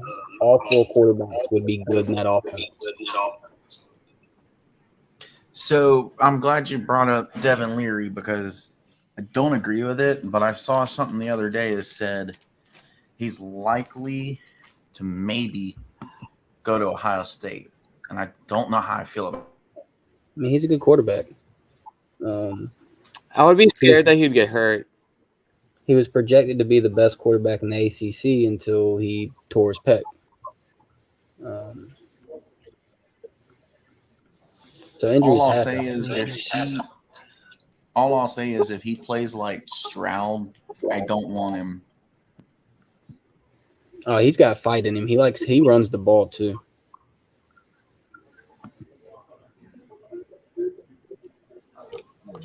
Yeah, but does he actually like run the ball, or like because Stroud can run the ball, just for whatever reason he doesn't, and it's irritating. I mean, you're probably not going to call a QB draw for the guy, right? He doesn't want to get hurt. But if the play breaks down, he takes off. Right. Whereas, if the play breaks down with CJ, and I know Jeffrey, he doesn't want to get hurt. I understand that. I didn't mean it like that. I apologize. But it's like if the play breaks down, he tries, instead of taking off, because there's always, if you look at the film, there's always green space for him to take off. He rather would either throw the ball out of bounds, which is okay if you're being pursued heavily and you're about to get sacked. But if you're just rolling out of the pocket, you either take off or you just create some kind of wacky play until the receiver gets open. And to me, he doesn't do either. He's more likely to throw it out of bounds than he is anything. Yeah, and that's one thing I said on CJ Stroud the other day was I believe if he just run up, get his 4 or 5 yards and slide, that'd benefit him a lot, but he don't even do that.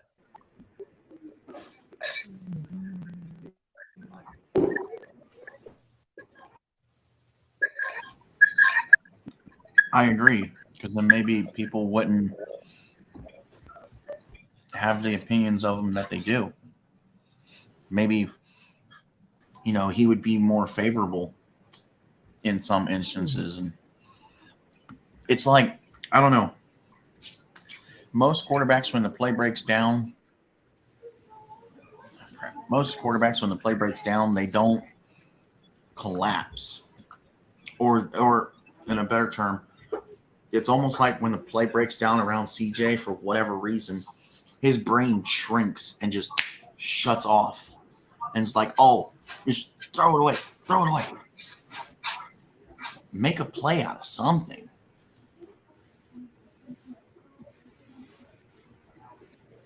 Yeah, I agree with that. I have a fun idea.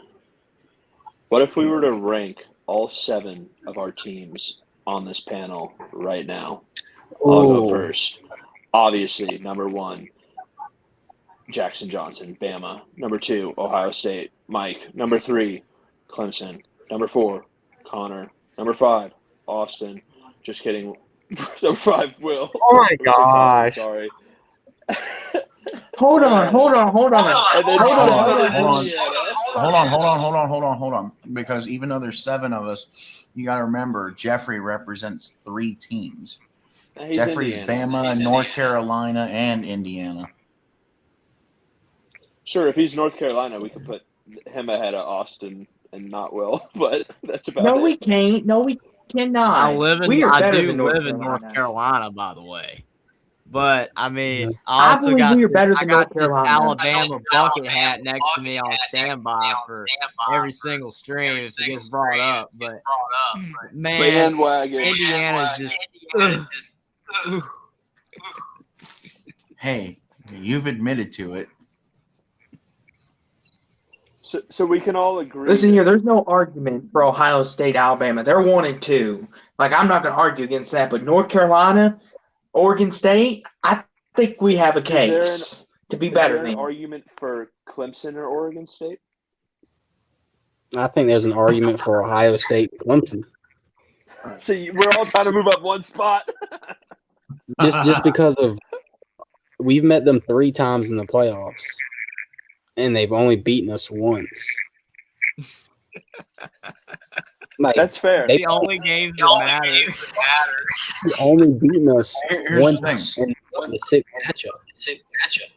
Here's the thing. How are we ranking them? That's the question. 2022, just this year. Then yeah, I mean, I would.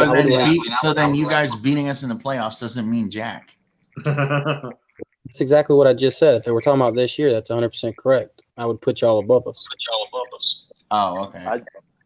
But Dabo over Ryan Day is like no duh. No, 100%. You got won 2 natties, right? I mean, that's hard to really argue. When Ryan Day was born on third base and ain't been able to close it out. Shots fired across the bow. Here's the thing, too. Even Mac Brown has a title, man. Yeah. Here's the thing. How high do you want to put Notre Dame? Because they lost to Marshall and Stanford, for crying out loud. I think. So we're saying Notre Dame should be last. North Carolina's over Notre Dame, even though North Carolina lost. I mean, come on. I mean, just this year. No. The thing about Notre Dame, they were going through a whole culture change, and yeah, they beat Clemson. Like, I don't want to say they blew us out because we did gift them 21 fucking points, and I'm disappointed about that. But 2 pick sixes and a block pick or a block punt. I mean, that's kind of giving a team 21 points. So are you saying that Army or Navy gave Army 7 points because there was that block punt? Yeah. When special teams fail, you're gifting points away.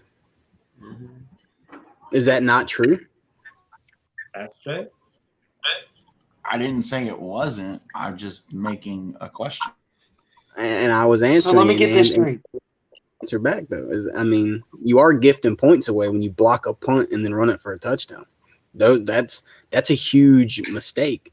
Just ask Connor here about the Oregon game and special teams. they single-handedly came back in that game because Oregon just kept screwing up special teams. I think more so.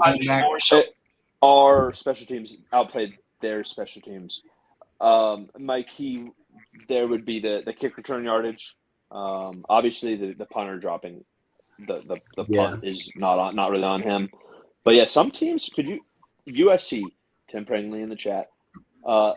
They don't have a special teams coordinator. What are you doing if you don't have a special teams coordinator Yeah. and you see that it changes the game? Mm-hmm. And a lot of schools don't. Like Clemson doesn't have one. Our DB coach is our special teams coordinator because I believe we lost our special team coordinator like 3 years ago. He went somewhere else. He didn't follow Brent, but we just decided to keep it and it to one of the coordinators who are already on staff.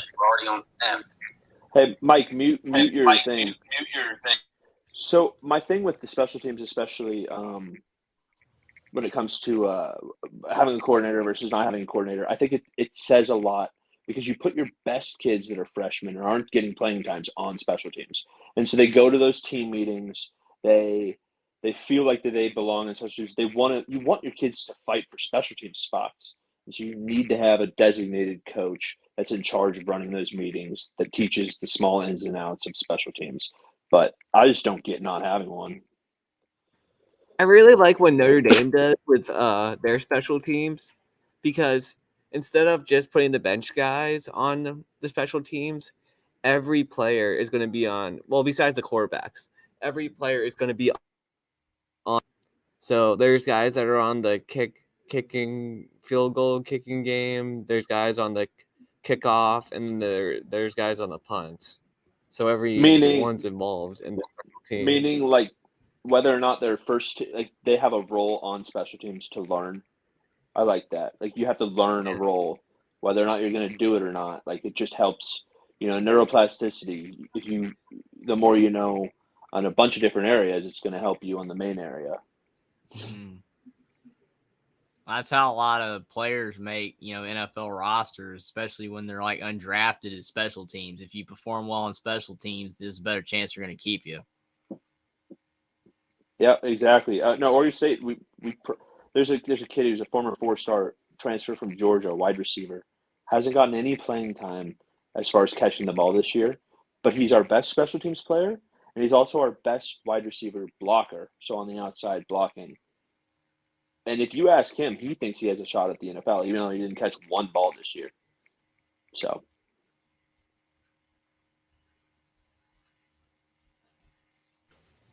I say, being a Patriots fan, Matthew Slater has played 18 years in the NFL, and he does nothing but play special teams. Is that the long snapper? It's always the long snapper. No, he's the gunner. Oh, okay. Or the gunner. Yeah. He's really good. He's the best special teams player, and he has been for a long time. He goes to the Pro Bowl almost every year for special teams. Like, he's elite, so you can definitely carve out a spot in the NFL off special teams 100%. Is the gunner the one who's in closest next to the punter? Actually, this is embarrassing to admit, but could you explain the gunner for me, and for those who don't know? It's the guy out wide.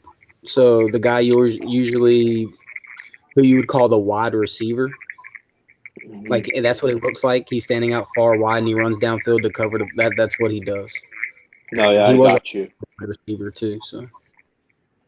That's cool. I mean, look at Britton Covey, the kick returner, where the Philadelphia Eagles didn't know he was a football player. He had to park in the fans' parking lot, walk through the tailgate, just this little white dude, punt returner. But he's a beast. You make a job out of that. Yeah, I mean, Devin Hester. There, you can go on and on about guys who were just. I mean, Devin Hester did it in college. He wasn't a great wide receiver, but he was a hell of a kick returner and punt returner. And then in the NFL, same. He wasn't a great wide receiver, but he was a freaking hell of a punt returner and kick returner. Probably the GOAT, right? Not just a hell of a, probably the GOAT kick/punt returner. Yeah, it's him and somebody else, and I can't think of the dude's name off the top of my head. He's an older player. He played for the Chiefs, named Joystick. It was his nickname. Joystick. That sounds familiar. I can't remember. Do you know who that is? The punt returner for the Chiefs way back in the day, that little small wide receiver they had? No, I don't have a clue, but would you guys be is it okay if we can like close out the show a bit just because we got all of this stuff? No problem. Yeah.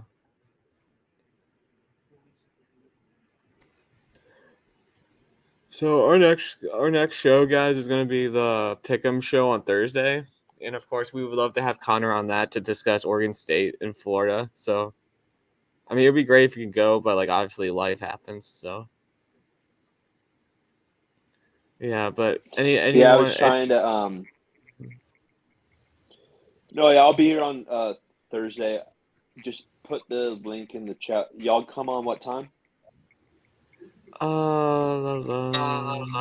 10:30. Yeah, 10:30. Yeah, I was thinking 10:30, but 9:30 my time.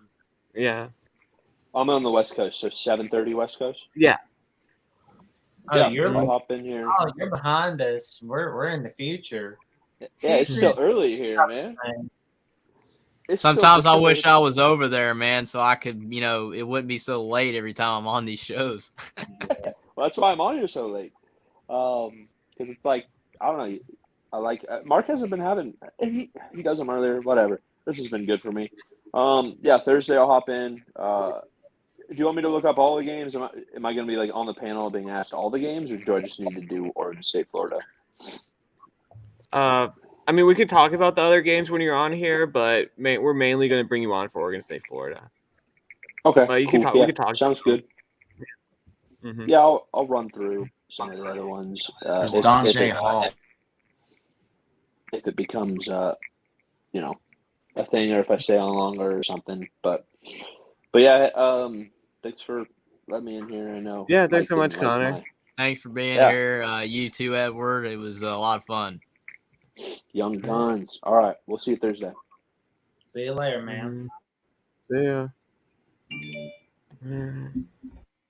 I guess, on closing, I would like to say again, thanks for everybody for being here. And the main point of this show at the end of the day was for Mike Leach.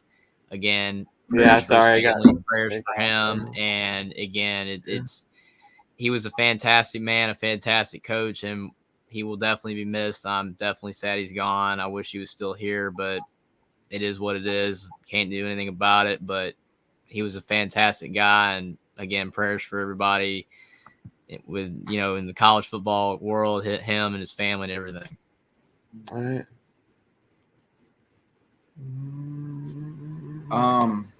In closing, great show tonight, even though we got a little off track. We just have big things ahead, so stay tuned. Mm-hmm. And hope everybody has a good rest of the night. All right. Oh yeah, stay tuned for some more awesome shows on the Young Guns. Mm-hmm. If you want to, check us out.